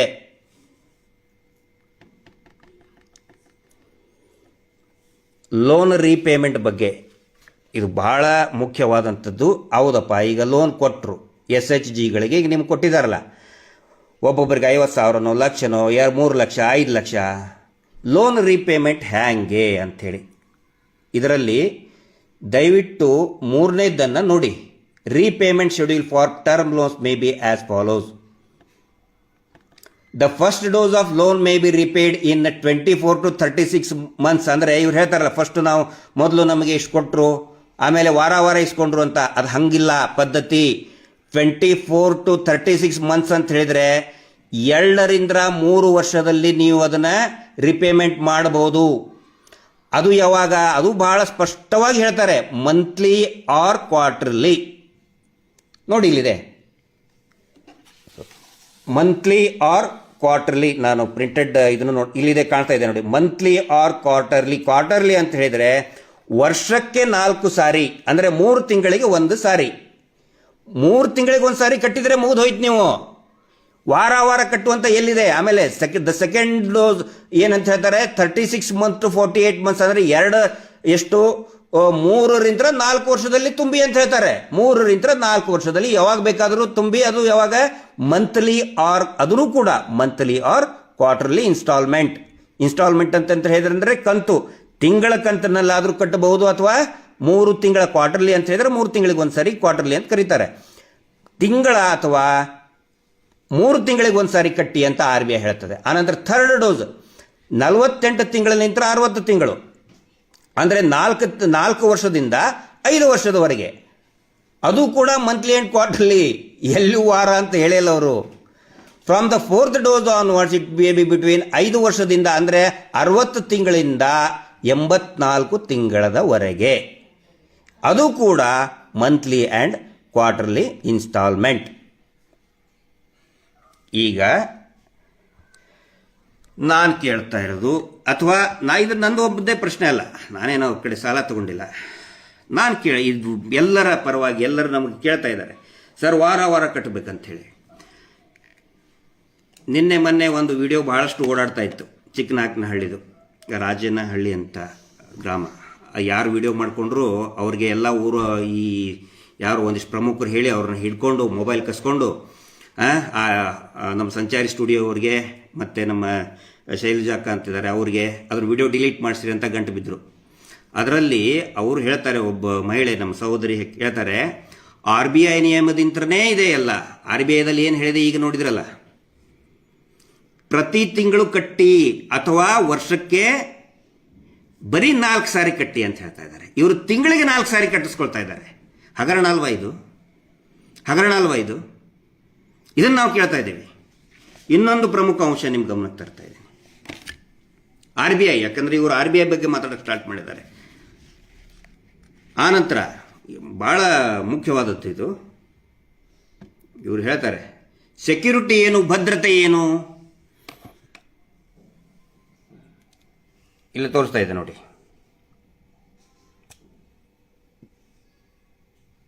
ಭದ್ರತೆ ಇವ್ರು ಹೇಳ್ತಾರೆ, PRK, ಯಾರಾದರೂ ಸತ್ತರೆ ಭದ್ರತೆ ಕೊಡೋರು ಯಾರು? For loans to SHGs up to 10 lakhs, 10 ಲಕ್ಷದವರೆಗೆ no collateral and no margin will be obtained. ಯಾವುದೇ ಕೊಲಾಟ್ರಲ್ ಮತ್ತು ಯಾವುದೇ ಮಾರ್ಜಿನ್ ತಗೊಳ್ಳುವಂತಹ ಅವಶ್ಯಕತೆ ಇಲ್ಲ. No line should be marked against savings banks account of SHGs and no deposit should be insisted. Deposit ಅಂದ್ರೆ ನಿಮ್ಮ ಕಡೆ ಏನು ಈ ಉಳಿತಾಯ ಹಣ ತಗೊಂಡಿದಾರಲ್ಲ ಅದನ್ನು ಯಾವುದನ್ನು ಕೂಡ ಅಟ್ಯಾಚ್ ಮಾಡುವಂಗಿಲ್ಲ. ಮೊನ್ನೆ ಒಂದು ವಿಡಿಯೋದಲ್ಲಿ ಒಬ್ಬ ಪುಣ್ಯಾತ್ಮ ಹೇಳ್ತಾ ಇದ್ದವು, ಏನು ಉಳಿತಾಯದ ಹಣ ಯಾಕೆ ಕೊಟ್ಟಿಲ್ಲ ಅಂದ್ರೆ, ಆಯ್ತು ನೀವು ಸಾಲ ಕಟ್ರಿ ಕೊಡ್ತೀವಿ ಅಂತ ಹೇಳಿ. ಸಾಲಕ್ಕೂ ಇದಕ್ಕೂ ಸಂಬಂಧನೇ ಇಲ್ಲ. ಉಳಿತಾಯ ಹಣಕ್ಕೆ ಉಳಿತಾಯ ಹಣವನ್ನು ಅಟ್ಯಾಚ್ ಮಾಡಬಾರ್ದು ಅಂತ ಹೇಳಿ ಸ್ವತಃ RBI ಬ್ಯಾಂಕ್ಗಳಿಗೆ ಸ್ಪಷ್ಟ ನಿರ್ದೇಶನ ಕೊಟ್ಟಿದೆ. ಅದು SHG ಸ್ವಸಹಾಯ ಗುಂಪುಗಳು, ತಾವು ಏನು ಸ್ವಸಹಾಯ ಗುಂಪುಗಳನ್ನು ಮಾಡ್ಕೊಂಡಿದ್ದೀರಿ ಅದಕ್ಕೆ ಸಂಬಂಧಪಟ್ಟಂಗೆನೆ ಹೇಳ್ತಾ ಇದೆ. ಇವ್ರು ಹೇಳೋದೇನು, PRK ಯಾಕೆ ತೊಳ್ತೀರಿ? ಭದ್ರತೆ. ಇನ್ಶೂರೆನ್ಸ್ ಯಾಕೆ ಮಾಡಿಸ್ತೀರಿ? ಭದ್ರತೆ. ಆನಂತರ ಇನ್ನೊಂದು ಕೇಳ್ಬೇಕು ನಾನಿಲ್ಲಿ, ಎಲ್ಲರೂ ನಾನು ಕೇಳೋದಲ್ಲ, ನನಗೆ ಕೇಳಿದ್ದನ್ನು ನಾನು ಹೇಳ್ತಾ ಇದ್ದೀನಿ. ಮತ್ತೆ ಸೇವಾ ಭದ್ರತೆ ಆ ಭದ್ರತೆ ಅಂತ ನೀವು ಹೇಳ್ತಿರಲ್ಲಪ್ಪ, ಮತ್ತೆ ಪೂಜ್ಯರೂರೇ ಸೆಕ್ಯೂರಿಟಿ ಕೊಟ್ಬಿಟ್ಟಿದ್ದಾರೆ. ಪೂಜ್ಯರು ಎಲ್ಲರ ಪರವಾಗಿ ಗ್ಯಾರಂಟಿ ಕೊಟ್ಬಿಟ್ಟಿದ್ದಾರೆ. ಅದರ ಸಲುವಾಗಿ ಧರ್ಮಸ್ಥಳದಿಂದ ನಿಮಗೆ ಲೋನ್ ಸಿಗ್ತಾ ಇದೆ ಅಂತೇಳಿ ಯಾಕಪ್ಪ ಸುಳ್ಳು ಹೇಳ್ತಾ ಇದ್ರಿ? ಸ್ವತಃ ವೀರೇಂದ್ರ ಹೆಗಡೆ ಅವರು ಹೇಳಿದ್ರಲ್ಲ, ನಾವು ಬರೀ ಗ್ಯಾರಂಟಿ ಕೊಡ್ತೀವಿ ಅಂತ ಹೇಳಿದ್ರೆ, ಡಾಕ್ಟರ್ ವೀರೇಂದ್ರ ಹೆಗಡೆ ಅವರು ಗ್ಯಾರಂಟಿ ಕೊಟ್ಟಿದ್ರೆ ಮತ್ತೆ ಯಾಕೆ PRK ತಗೊಳ್ತಾ ಇದ್ದೀರಪ್ಪ ನೀವು? ಯಾಕೆ ಇನ್ಶೂರೆನ್ಸ್ ಮಾಡ್ತಾ ಇದ್ರಿ? ಇನ್ಶೂರೆನ್ಸ್ ಯಾವುದು ಮಾಡಲೇಬಾರದು, ಯಾವುದೇ ಭದ್ರತೆ ಇರಲೇಬಾರದು ಅಂತ ಸ್ವತಃ RBI ಹೇಳ್ತಾ ಇದೆ. ಸ್ವಸಹಾಯ ಗುಂಪುಗಳಿಗೆ ಸಾಲವನ್ನು ಕೊಡಬೇಕಾದ್ರೆ 10 ಲಕ್ಷ ಸಾಲದವರೆಗೆ ಇವರು ಬರೀ 1 ಲಕ್ಷಕ್ಕಿಂತ ಮೇಲೆ ಆದರೆ PRK ಲೋನ್ ಮಾಡಿಸ್ತಾ ಇದ್ದೀರಿ. ಯಾಕೆ ಮಾಡಿಸ್ತಾ ಇದ್ದೀರಿ? ಅದನ್ನು ನಾವು ಕೇಳ್ತಾ ಇದ್ದೀವಿ. ನಾವು ಹೊಸದಾಗಿ ಏನು ಹೇಳ್ತಾ ಇಲ್ಲ. ಮುಂದೆ ಬರುವಂಥದ್ದು ಇನ್ನೂ ಬಹಳ ಮುಖ್ಯ ವಿಷಯ ಇದೆ. Documentation follow up. ಗೊತ್ತಾಯ್ತಲ್ಲ, ಈಗ 10 ಲಕ್ಷದವರೆಗೆ ಯಾವುದೇ ಶ್ಯೂರಿಟಿ ಅವಶ್ಯಕತೆ, ಸೆಕ್ಯೂರಿಟಿ ಅವಶ್ಯಕತೆ ಇಲ್ಲ. ಇದರ ಅರ್ಥ, ನೀವು ಏನು ದುಡ್ಡು ಸುಲಿದ್ರಿ, ವಸೂಲಿ ಮಾಡಿದ್ರಿ, ವರ್ಷಾನುಗಟ್ಟಲೆ 10 ವರ್ಷ, 15 ವರ್ಷ, 20 ವರ್ಷದಿಂದ ಬಡವರ ದುಡ್ಡು ಸುಲಿಗೆ ಮಾಡಿದ್ರಲ್ಲ, ಪ್ರತಿ ವರ್ಷ PRK ಬಾಂಡು, ಆ ಬಾಂಡು, ಈ ಬಾಂಡು ಅಂತೇಳಿ, ಅದಕ್ಕೂ ಇದಕ್ಕೂ ಸಂಬಂಧನೇ ಇಲ್ಲ. RBIನೇ ಹೇಳ್ತಾ ಇದೆ. Next, documentation and follow up ಭಾಳ ಮುಖ್ಯ ಅಲ್ಲ. Loan passbooks for statement of accounts ಅಂದರೆ, ಈಗ ನಾವು ಯಾಕೆ ಇಷ್ಟೊಂದು ಪ್ರತಿಯೊಬ್ಬರಿಗೂ ನಾವು ಹೇಳ್ತಾ ಇದ್ದೀವಿ, ನೀವು ಪಾಸ್ಬುಕ್ ಕೇಳಿ, ಸ್ಟೇಟ್ಮೆಂಟ್ ಕೇಳಿ ಅಂತ, ಅದನ್ನು ನಾನು ಹೇಳ್ತಾ ಇಲ್ಲ, ನಾವು ಹೇಳ್ತಾ ಇಲ್ಲ, ಅದನ್ನು RBIನೇ ಹೇಳಿದೆ. RBI ಹೇಳೋದನ್ನು ನಿಮಗೆ ತೋರಿಸ್ತಾ ಇದ್ದೀನಿ, ಸ್ವಲ್ಪ ನೋಡಿಯಪ್ಪ. ಏನ್ರಿ ಏನೇನೋ ಹೇಳ್ತಾರೋ ಹೋರಾಟಗಾರಂತೆ, ಏನೇನೋ ಸುಳ್ಳು ಹೇಳ್ತಾರೆ, ಯಾಕ್ರಿ ಸ್ಟೇಟ್ಮೆಂಟ್ ಕೊಡಬೇಕು, ಅವು ಇವು ಏನೋ ಹೇಳ್ತಾರಲ್ಲ. ಇಲ್ಲಿ ನೋಡ್ರಪ್ಪ, ಇದನ್ನು ತಮ್ಗೊಳ್ರ ನೋಡ್ರಿ. Documentation and follow up 7.3.8 column ನಂಬರ್ನಲ್ಲಿ, loan passbooks or statement of accounts in regional languages, ಅಂದರೆ ಸ್ಥಳೀಯ ಭಾಷೆಯಲ್ಲಿ. ಈಗ ಕರ್ನಾಟಕ ಇದ್ದರೆ ಕನ್ನಡದಲ್ಲಿ, ತಮಿಳುನಾಡು ಇದ್ದರೆ ತಮಿಳುನಲ್ಲಿ, ಆಂಧ್ರ ಪ್ರದೇಶ ಇದ್ದರೆ ತೆಲುಗು, ಹೀಗೆ may be issued to the SHGs which may contain all the details of the loan disburse to them. ಅಂದರೆ ನಿಮಗೆ ಎಷ್ಟೆಷ್ಟು ಲೋನ್ ಕೊಟ್ಟಿದ್ದಾರೆ ಅನ್ನೋದನ್ನು ಪಾಸ್ಬುಕ್ಗಳು ಮತ್ತು ಸ್ಟೇಟ್ಮೆಂಟ್ಗಳ ಮುಖಾಂತರ ಕೊಡಬೇಕು, ಬ್ಯಾಂಕ್ಗಳೇ ಕೊಡಬೇಕು. ಇಲ್ಲಿದೆ ನೋಡಿ, ಬ್ಯಾಂಕ್ ಬ್ರಾಂಚಸ್. ಎರಡನೇದು ನೋಡಿ, ನೀವು ಅನ್ಬಹುದು ಮತ್ತೆ BC ದವ್ರು ನಾವೇ ಕೊಡ್ತೀವ್ರಿ, SKD RDPದವ್ರು ಕೊಡ್ತಾರೆ. DSK ಎಲ್ಲ ಬ್ಯಾಂಕ್ ಬ್ರಾಂಚಸ್ಸು, ಅವರು ಹೇಳಬೇಕು. ಬ್ಯಾಂಕ್ ಬ್ರಾಂಚಸ್ನಿಂದನೇ ಕಳ್ಸ್ಕೊಡ್ಬೇಕು ಅದನ್ನು. ಇವರು ನೋಟ್ಬುಕ್ ತೊಗೊಂಡು ಬಂದು ನೋಟ್ಬುಕ್ಕಲ್ಲಿ ಐತೆ ಅಲ್ಲ, ಅದು ವ್ಯಾಲಿಡ್ ಅಲ್ಲ. ಇನ್ನೊಂದು, ಇದರಲ್ಲಿ ಬಹಳ ಮುಖ್ಯವಾಗಿ ಫೈನಾನ್ಷಿಯಲ್ ಲಿಟ್ರಸಿ ಅಂತ ಬರ್ತದೆ. ಅಂದರೆ ಗ್ರಾಮೀಣ ಭಾಗದ ಜನರಿಗೆ ಇದರ ಬಗ್ಗೆ ಅರಿವು ಮೂಡಿಸುವಂತಹ ಕೆಲಸಗಳನ್ನು ಮಾಡಬೇಕು. ಇಲ್ಲಿದೆ ನೋಡಿ, ಫೈನಾನ್ಷಿಯಲ್, ಈಗ ನಾವು ಮಾಡ್ತಾ ಇರೋದು ಅದೇ ಕೆಲಸವನ್ನು. ಜನಜಾಗೃತಿ ನಾವು ಮಾಡ್ತಾ ಇರೋದು ಕೂಡ. Financial literacy is one of the important strategies to spread awareness on financial behaviour. ಆರ್ಥಿಕ ಕೊಡತುಗಳ ವ್ಯವಹಾರದ ಬಗ್ಗೆ ಜನರಿಗೆ ಅರಿವು ಮೂಡಿಸೋದು ಬಹಳ ಅತ್ಯವಶ್ಯಕ ಅಂತ RBI ಹೇಳಿದೆ. ನಾವು ಕೂಡ ಆ ಜಾಗೃತಿಯನ್ನೇ ಮೂಡಿಸ್ತಾ ಇದ್ದೀವಿ. ಈಗ ಕೇಳ್ತಾರೆ ಅವ್ರು ವಿಡಿಯೋ ಮಾಡ್ಕೊಳ್ಬೇಡ್ರಿ, ಅದನ್ನ ಮಾಡಬೇಡ್ರಿ, ಅವ್ರ ಮಾತು ಕೇಳಬೇಡ್ರಿ. ನಾವು ಹೇಳ್ತಾ ಇಲ್ಲ, RBI ಹೇಳ್ತಾ ಇದೆ, ಅದನ್ನು ನಿಮಗೆ ತೋರಿಸ್ತಾ ಇದ್ದೀನಿ.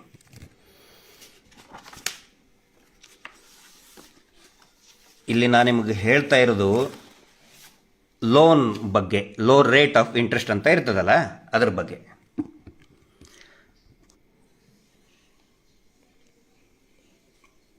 ರೇಟ್ ಆಫ್ ಇಂಟ್ರೆಸ್ಟ್ ಬಗ್ಗೆ ಭಾಳ ಪ್ರಶ್ನೆಗಳು ಬಂದು ಮೊನ್ನೆ ನಾನು ಎಷ್ಟು 3 ಲಕ್ಷಕ್ಕೆ 4,34,000 ರೂಪಾಯಿ ಬರೆದಿದ್ದಾರೆ. ಅವರು ಸ್ಟೇಟ್ಮೆಂಟಲ್ಲಿ ಸಹಿ ಸೀಲ್ ಇಲ್ಲದಂತಹ ಒಂದು ಸೋಡಾ ಚೀಟಿಯಲ್ಲಿ ಬರೆದು ಕೊಟ್ಟರು. ಅದರಲ್ಲಿ 3,04,34,000. ನಾನು ಅಂದೆ ಕ್ಯಾಲ್ಕುಲೇಟ್ ಮಾಡಿದರೆ 44% ಆಯ್ತು ಇದು ಅಂತ ಹೇಳಿದೆ. ಎಲ್ಲರೂ ನನ್ನ ಮೇಲೆ ಹೆಂಗಾಗ್ತದ್ರಿ ಇದು 44% ಹೆಂಗಾಗುತ್ತೆ, ಇದು ಕಟ್ ಇಂಟ್ರೆಸ್ಟ್ ನೋಡಿ ಇದನ್ನ. ಆನಂತರ ಏನು ಇನ್ನೊಂದು ಅವ್ರು ಹೇಳಿದ್ದು EMI ಚಾರ್ಟ್ ನೋಡಿ ನೀವು. EMI ಚಾರ್ಟ್ ಹುಚ್ಚಿಕೊಂಡ್ರೆ ಸ್ವಲ್ಪ ಆದರೂ ಯೋಚನೆ ಮಾಡಿ. EMI ಅಂದರೆ ಏನು? Equitable monthly instalment. EMI ನೀವು ತಿಂಗಳ ಇಸ್ಕೊತಾ ಇದ್ದೀರಾ, ವಾರ ಇಸ್ಕೊತಾ ಇದ್ದೀರಾ? ನೀವು ವಾರ ಇಸ್ಕೊಂಡು EMI ಚಾರ್ಟ್ ಹಾಕ್ತಾ ಇದ್ದೀರಿ, ಅದು ಒಂದೇ ತಪ್ಪು. ಆನಂತರ ಈ EMI ಚಾರ್ಟ್ ಯಾವಾಗ ಅಧಿಕೃತವಾಗಿ ಲಾಗೂ ಆಗ್ತದೆ ಅಂತ ಹೇಳಿದರೆ, ಏನು ಇವರು ಬಡ್ಡಿ ದುಡ್ಡು ಕಟ್ತಾ ಬರ್ತಾ ಇದ್ದಾರೆ, ಇಂಟ್ರೆಸ್ಟ್ ಕಟ್ತಾ ಬರ್ತಾ ಇದ್ದಾರಲ್ಲ, ಅದು ಬ್ಯಾಂಕಿಗೆ ಡೈರೆಕ್ಟ್ ಆಗಿ ಹೋಗಿ ಅವರ ಸಿಬಿಲ್ ಸ್ಕೋರ್ನಲ್ಲಿ ಫ್ಲ್ಯಾಶ್ ಆದಾಗ ಮಾತ್ರ. ಇಲ್ಲ ಅಂತ ಹೇಳಿದ್ರೆ ಮೀಟರ್ ಬಡ್ಡಿ ದಂಧೆ ಇದು. ವಾರ ಇಸ್ಕೊಳ್ತೀರಿ, ಇಸ್ಕೋಬಾರ್ದು. RBI ಹೇಳ್ತದೆ ವಾರ ಇಸ್ಕೊಳ್ಬಾರ್ದು ಅಂತೇಳಿ. RBI ಹೇಳೋದು ತಿಂಗಳ ಇಸ್ಕೊಳ್ಳಿ ಅಂತ ಹೇಳ್ತದೆ, 3 ತಿಂಗಳಿಗೆ ಒಂದ್ಸಾರಿ ಇಸ್ಕೊಳ್ಳಿ ಅಂತ ಹೇಳ್ತದೆ. ನೀವೇನು ಮಾಡ್ತಾ ಇದ್ದೀರಿ? ವಾರ ಇಸ್ಕೊಳ್ತಾ ಇದ್ದೀರಿ.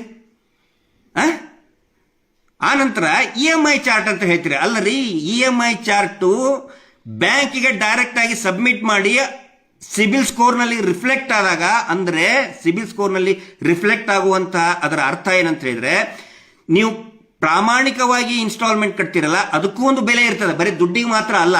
ಬ್ಯಾಂಕಿಂಗ್ ವ್ಯವಸ್ಥೆಯಲ್ಲಿ ದುಡ್ಡು ಒಂದೇ ಅಲ್ಲ, ಪ್ರಾಮಾಣಿಕವಾಗಿ ಕಟ್ಟಿರೋದಕ್ಕೂ ಕೂಡ ಒಂದು ಬೆಲೆ ಇರ್ತದೆ, ಒಂದು ಯೋಗ್ಯತೆ ಅಂತ ಇರ್ತದೆ. ಆ ಯೋಗ್ಯತೆನೇ ಸಿಬಿಲ್ ಸ್ಕೋರ್.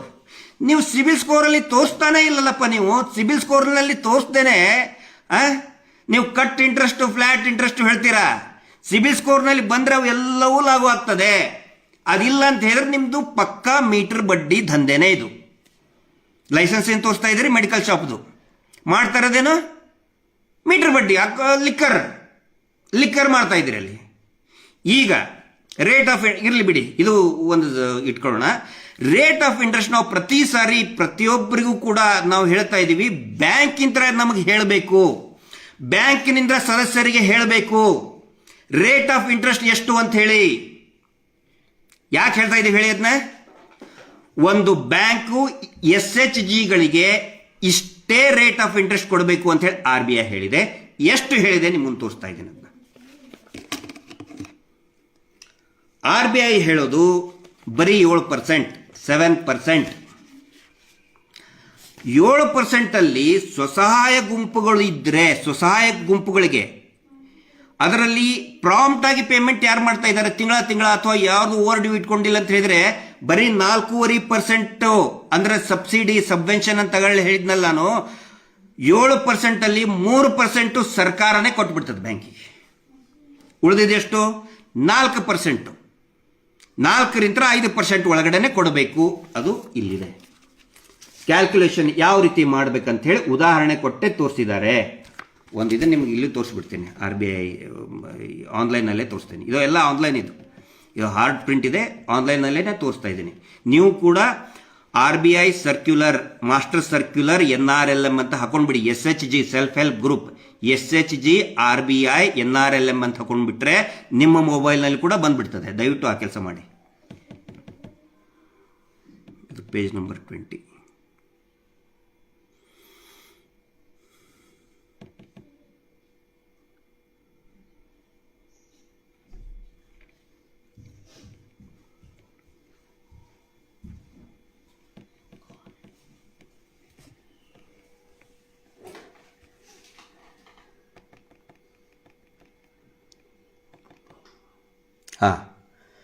ಇಲ್ಲಿದೆ ನೋಡಿ.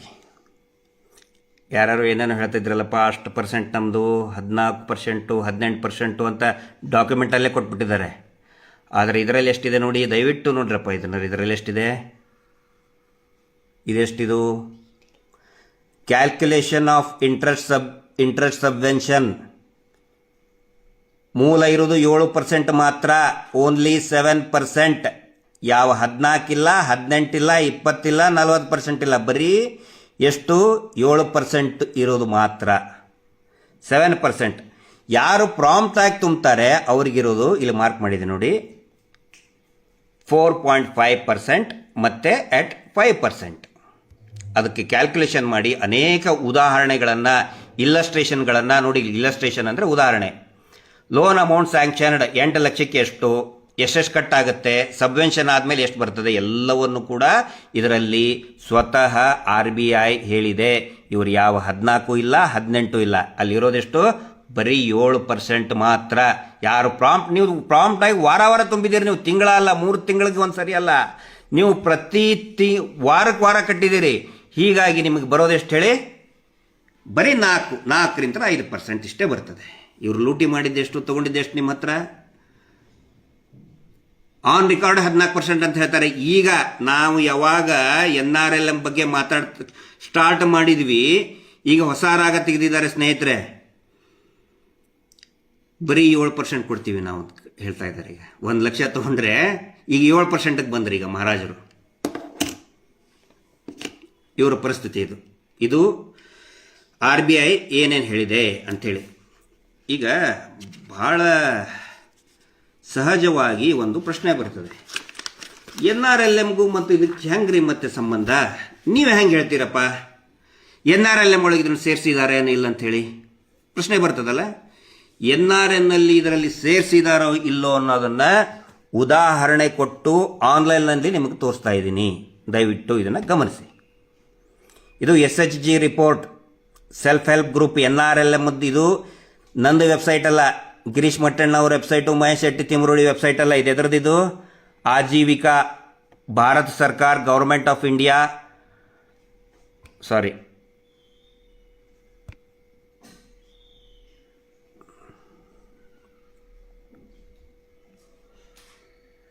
ನೋಡಿ, ಇಲ್ಲಿದೆ ಮಿನಿಸ್ಟ್ರಿ ಆಫ್ ರೂರಲ್ ಡೆವಲಪ್ಮೆಂಟ್. ಏನಂತ ಬರೆದಿದ್ದಾರೆ, Deen Dayal Antyodaya Yojana, national rural ಲೆವಲಿಹುಡ್ mission. ಹೌದಾ? ಇದರಲ್ಲಿ ಒಟ್ಟು ನಮ್ಮ ಕರ್ನಾಟಕದಲ್ಲಿ ಬಾಗಲಕೋಟೆ ಪ್ರತಿಯೊಂದು ಕೂಡ ಎಂಟ್ರಿ ಇದೆ. ಟೋಟಲ್ ಓವರ್ ಆಲ್ 29,95,294,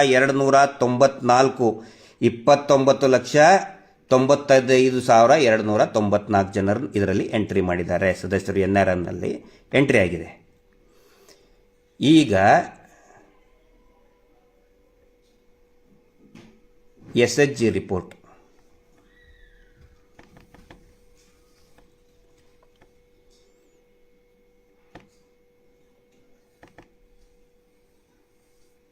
ಸರ್ಚ್ ಮಾಡ್ತೀನಿ ಈಗ. Master circular NRLM new tab, 1 ನಿಮಿಷ.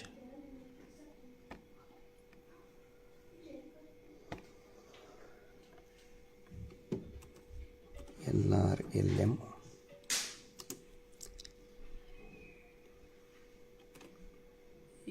SHG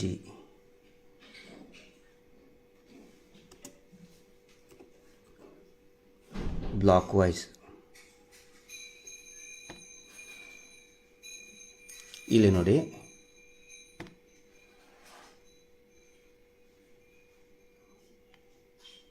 ಇದು ವೈಫೈ ಆನ್ ಮಾಡು.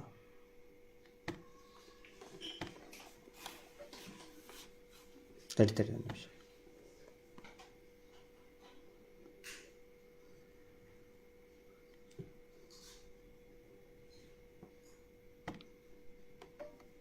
ವೈಫೈ ಆನ್ ಮಾಡು. ಇದೆಲ್ಲ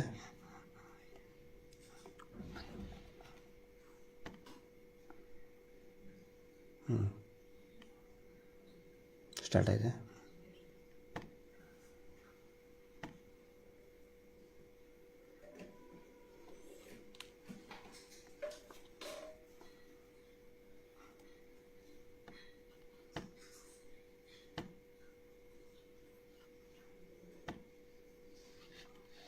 ಇಲ್ಲ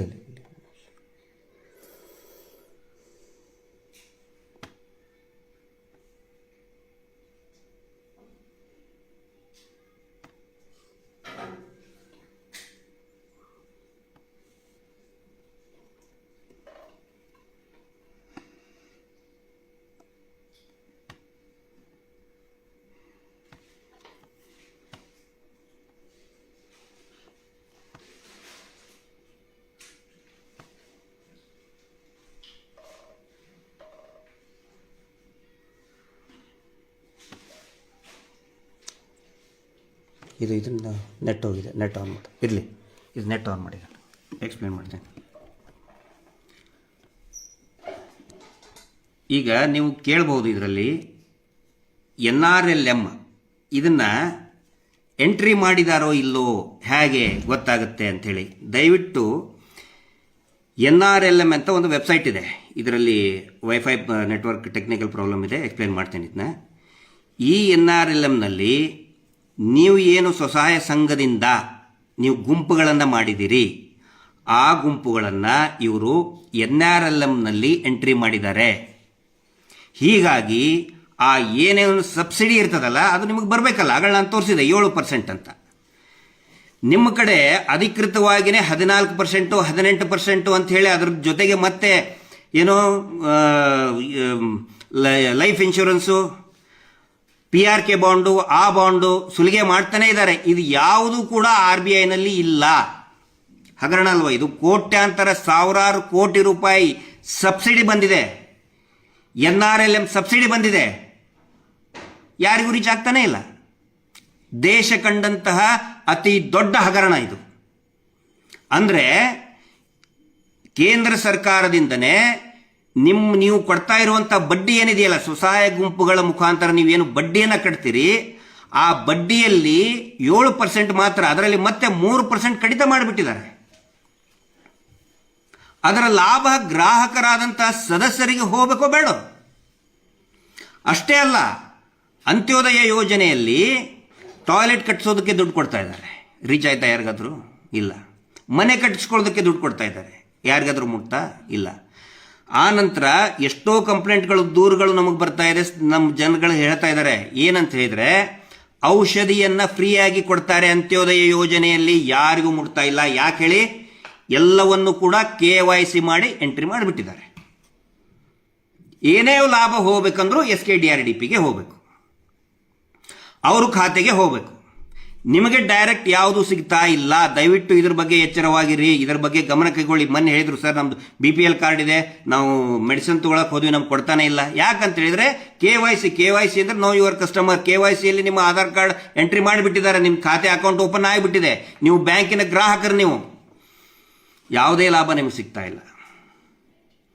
ಗುಂಪುಗಳು, ಸ್ವಸಹಾಯ ಗುಂಪುಗಳು ತೋರಿಸಿ SKDRDPದವರು ಅವ್ರ ಅಕೌಂಟಿಗೆ ಹಾಕೊಂಡ್ಬಿಟ್ರು. ಇದು ಹೆಂಗಂತ ಹೇಳಿದ್ರೆ, ಆಕ್ಚುಲಿ ಇವರು ನಿಜವಾಗಿ ಇವ್ರ ಕೆಲಸ ಇರೋದೇನಂತ ಹೇಳಿದ್ರೆ, ನಿಮಗೆ ಬ್ಯಾಂಕಿನ ಯೋಜನೆಗಳನ್ನು ಜನಸಾಮಾನ್ಯರಿಗೆ ಕೊಡಬೇಕು. ಅದು BC ಏಜೆಂಟ್ ಕೆಲಸ. ಇವ್ರೇನು ಮಾಡಿದ್ರು, ನೀವು ಹೇಳ್ತೀರಿ ರೇಷನ್ ಅಂಗಡಿ ಭಾಳ ದೂರದ ನಮ್ಮ ಊರಿನ ಹತ್ರ, ನೀವು ತೊಗೊಂಡು ಬಾ ಅಂತ ಒಬ್ರಿಗೆ ಹೇಳ್ತೀರಿ, ಅವ್ನು ತಂದು ಕೊಡ್ಬೇಕು ನಿಮಗೆ ರೇಷನ್. ನೀವು ಕೊಟ್ಟಿರೋಷ್ಟು ದುಡ್ಡು ರೇಷನ್ ತಂದು ಕೊಡಬೇಕು. ಅವನೇನು ಮಾಡ್ತಾನೆ, ಊರಲ್ಲಿ ತಂದೇ ಒಂದಂತ ಗುಡಾನಲ್ಲಿ ಅಕ್ಕಿ, ಬೇಳೆ, ಗೋಧಿ, ಸಕ್ರೆ, ರಾಗಿ ಎಲ್ಲ ತೊಗೊಂಡು ಬಂದು ಇಟ್ಕೊಂಡು 20 ರೂಪಾಯಿ kg ಅಕ್ಕಿ ಇದ್ರೆ ಅವ್ನು ನಿಮ್ಗೆ 50 ರೂಪಾಯಿ ಮಾರ್ತಾ ಇದ್ದಾನೆ. SKDRDP ಅದೇ ರೀತಿ ಮಾಡ್ತಾ ಇದ್ದಾನೆ. ದಯವಿಟ್ಟು ಅರ್ಥ ಮಾಡ್ಕೊಳ್ಳಿ, ಬಹಳ ಸರಳ ಭಾಷೆಯಲ್ಲಿ ನಿಮಗೆ ಎಕ್ಸ್ಪ್ಲೇನ್ ಮಾಡ್ತಾ ಇದ್ದೇನೆ. ಸರ್ಕಾರ ಅಂತ್ಯೋದಯ ಯೋಜನೆಯಿಂದ ಬರೀ 7% ಇದೆ. ನಿಮ್ಗೆ ಹೆಂಗೆ ಅವರು ಅಧಿಕೃತವಾಗಿ 14%, 18% ಅಂತ ಹೇಳ್ತಾ ಇದ್ದಾರೆ. ಅದರಲ್ಲಿ ಮತ್ತೆ 3% ಕಡಿತ ಸಬ್ಸಿಡಿ ಕೊಟ್ಟಿದ್ದಾರೆ. ಸರ್ಕಾರದವರು ನಿಮ್ಗೆ ಸಬ್ಸಿಡಿ ಕೊಟ್ಟಿದ್ದಾರೆ, ಆದರೆ ಯಾಕೆ ನಿಮ್ಗೆ ಕೊಡ್ತಾ ಇಲ್ಲ? ನಾನು ಇಂಥಲ್ಲಿ ಓಪನ್ ಮಾಡಿ ನಿಮ್ಗೆ ಕಳಿಸ್ತಾ ಇದ್ದೀನಿ, ನನ್ನ ಫೇಸ್ಬುಕ್ಕಲ್ಲಿಯೂ ಹಾಕ್ತಾ ಇದ್ದೀನಿ. ಉದಾಹರಣೆಗೆ ಬರೀ ಹಾವೇರಿ ಜಿಲ್ಲೆ ಹಾನಗಲ್ ತಾಲೂಕು ಚಿಕ್ಕ ಉಲ್ಲಾಳ ಗ್ರಾಮದಲ್ಲಿ NRLMನಲ್ಲಿ ಎಂಟ್ರಿ ಇದೆ. ನೀವು ಕೂಡ ನೋಡ್ಬೋದು. NRLMಗೆ ಹೋಗಿ ಅಂತಲ್ಲಿ state wise, state, district, taluk, ಗ್ರಾಮ ಪಂಚಾಯತಿ ಹಾಕಿಬಿಟ್ರೆ ನಿಮ್ಮದು ಸಂಘ ಎಂಟ್ರಿ ಆಗಿದೆಯಲ್ಲ ಅಂತ ಬಂದ್ಬಿಡ್ತದೆ. ಆ ಸಂಘಕ್ಕೆ ಸಬ್ಸಿಡಿ ಕೊಡೋದು ಬಿಟ್ಟು ಯಾಕಪ್ಪ ಇವರು 14%, 18% ಅಂತ ಬರ್ಕೊಂತ ಹೇಳ್ಕೊಂಡು ವಸೂಲಿ ಮಾಡ್ತಾ ಇದ್ದಾರೆ. ಇವರು ಹಗರಣ ಅಲ್ಲ ಇದು? ಎಲ್ಲರ ಗಮನಕ್ಕೆ ತರ್ತಾ ಇದ್ದೇನೆ. ಈ ಯೋಜನೆ ಯಾಕೆ ತಗೊಂಡು ಬಂದರು ಅಂತ ಹೇಳಿದರೆ, ಪಂಡಿತ್ ದೀನ್ ದಯಾಳ್ ಉಪಾಧ್ಯಾಯರು ಅವ್ರ ಬಗ್ಗೆ ಒಂದೆರಡು ಮಾತಿನಲ್ಲಿ ನಿಮ್ಗೆ ಹೇಳಬೇಕು ನಾನು. ಈ ದೇಶ ಸ್ವಾತಂತ್ರ್ಯ ನಂತರ ಈ ದೇಶಕ್ಕೆ ಸ್ವಾತಂತ್ರ್ಯ ಬಂದ ನಂತರ ಈ ದೇಶದ ದೀನ ದಲಿತರ ಬಗ್ಗೆ, ಶೋಷಿತ ಸಮುದಾಯದ ಬಗ್ಗೆ, ಅತ್ಯಂತ ಕಡುಬು ಬಡವರ ಬಗ್ಗೆ ಮಹಾತ್ಮ ಗಾಂಧೀಜಿಯವರ ನಂತರ ಯೋಚನೆ ಮಾಡಿದಂತಹ ವ್ಯಕ್ತಿ ಅಂತ ಹೇಳಿದರೆ ಅದು ಪಂಡಿತ್ ದೀನ್ ದಯಾಳ್ ಉಪಾಧ್ಯಾಯ. ಭಾರತೀಯ ಜನಸಂಘದ ಅಧ್ಯಕ್ಷರು ಆಗಿದ್ದರು. ಸಾಕಷ್ಟು ಕೆಲಸ ಮಾಡಿದರು. ಅವರು ಸಾಕಷ್ಟು ಯೋಜನೆಗಳನ್ನು ಹೇಳಿದರು. ಪೊಲಿಟಿಕಲ್ ಡೈರಿ ಅಂತ ಹೇಳಿ ಅವ್ರದ್ದು. ಪೊಲಿಟಿಕಲ್ ಅಂದರೆ ಈಗಿಂದು ಪಕ್ಷಾಂತರ, ಈ ಪಕ್ಷ ಬಿಟ್ಟು ಆ ಪಕ್ಷಕ್ಕೆ ಹೋಗೋದು, ಇಷ್ಟು ದುಡ್ಡು ತೊಗೊಂಡು ಈ ಪಕ್ಷಕ್ಕೆ ಬರೋದು ಅಲ್ಲ. ಅದರಲ್ಲಿ ಅಂತ್ಯೋದಯ ಯೋಜನೆ ಯಾವ ರೀತಿ ಇದನ್ನು ಮಾಡಬೇಕು, ಈಗೇನು ಅಂತ್ಯೋದಯ ಭಾರತ ಸರ್ಕಾರ ಮಾಡ್ತಾ ಇದೆಯಲ್ಲ, ಪಂಡಿತ್ ದೀನ್ ದಯಾಳ್ ಉಪಾಧ್ಯಾಯ ಅವರ ಮಾರ್ಗದರ್ಶನದಂತೆ ಆದಂತಹ ಈ ಒಂದು ಯೋಜನೆ ಶೋಷಿತ ಸಮುದಾಯಕ್ಕೆ, ಬಡ ರೈತರಿಗೆ, ಶೋಷಿತ ಪೀಡಿತ ಸಮುದಾಯಕ್ಕೆ ಅನುಕೂಲ ಆಗಲಿ ಅಂತೇಳಿ ಕೊಟ್ಟಂಥ ಈ ವ್ಯಕ್ತಿ ಪಂಡಿತ್ ದೀನ್ ದಯಾಳ್ ಉಪಾಧ್ಯಾಯ. ಇವರ ಹೆಸರಿನಲ್ಲಿ ಭಾರತ ಸರ್ಕಾರ ಅನೇಕ ಯೋಜನೆಗಳನ್ನು ಮಾಡಿದೆ. ಆದರೆ ಈ ವ್ಯಕ್ತಿ ಹೇಳೋಕ್ಕೆ ನಮಗೆ ಬಹಳ ಬೇಜಾರಾಗ್ತದೆ. ಅದೇ ಭಾರತೀಯ ಜನತಾ ಪಕ್ಷದ ರಾಜ್ಯಸಭಾ ಸದಸ್ಯ ಅಂತ ಇರುವಂಥ ಈ ವ್ಯಕ್ತಿ ಬಡವರ ಪಾಲಿಗೆ ಬಂದಂತಹ ಸಾವಿರಾರು ಕೋಟಿ ಬಡ್ಡಿಯನ್ನು ತೋರಿಸೇ ಇಲ್ಲ. ಪಾರದರ್ಶಕತೆ ಅಂದರೆ ಹೇಳಬೇಕಲ್ಲಪ್ಪ ಅವರು. ಅವರು ಅದು NRLಮಿಂದ ಇಷ್ಟು ದುಡ್ಡು ಬಂದಿದೆ, ಇಷ್ಟು ಸಬ್ಸಿಡಿ ಬಂದಿದೆ ಅಂತೇಳಿ ಯಾರಿಗೂ ಹೇಳಲೇ ಇಲ್ಲ. ಇದು ಈ ದೇಶ ಕಂಡಂತಹ ಅತಿ ದೊಡ್ಡ ಫಿನಾನ್ಷಿಯಲ್ ಸ್ಕ್ಯಾಂಡಲ್, ಹಣಕಾಸಿನ ಹಗರಣ ಇದು. ನೀವೇ ಹೇಳಿ, ನಾನು ನಿಮಗೆ ಮುಕ್ತವಾಗಿ ಯೋಚನೆ ಮಾಡೋದಕ್ಕೆ ಬಿಡ್ತೀನಿ. ನಾನು ಹೇಳಿದ್ದೆ ಕೇಳಬೇಕು ಅಂತ ಹೇಳಲ್ಲ. ಮಟ್ಟಣ್ಣವ್ರು, ಗಿರೀಶ್ ಮಟ್ಟಣ್ಣವ್ರು ಸುಳ್ಳು ಹೇಳ್ತಾರಂತಲೇ ತಿಳ್ಕೊಳ್ಳಿ. ಒಂದು ಸರ್ಕಾರದ ಯೋಜನೆಯಲ್ಲಿ 3% ಬಡ್ಡಿ ಮನ್ನಾ ಮಾಡಿದರೆ, ಆ ಬಡ್ಡಿ ಮನ್ನಾ ಮಾಡದೆ ಅದಕ್ಕಿಂತಲೂ ಡಬಲ್ 7% ಇದ್ದಿದ್ದು 14% ತಗೊಳ್ಳೋದು ಹಗರಣ ಹೌದು ಅಲ್ಲೋ? 420 ಶ್ರೀಯುತ ವೀರೇಂದ್ರ ಹೆಗಡೆ ಅವರು ಮಾಡ್ತಾ ಇರೋದು 420 ಕೆಲಸ ಹೌದು ಅಲ್ಲೋ? ಜನಾನೇ ತೀರ್ಮಾನ ಮಾಡಲಿ, ಸಂಘದ ಸದಸ್ಯರೇ ತೀರ್ಮಾನ ಮಾಡಲಿ. ಇದು ನಾನು ಎಲ್ಲರ ಗಮನಕ್ಕೆ ತರ್ತಾ ಇದ್ದೀನಿ.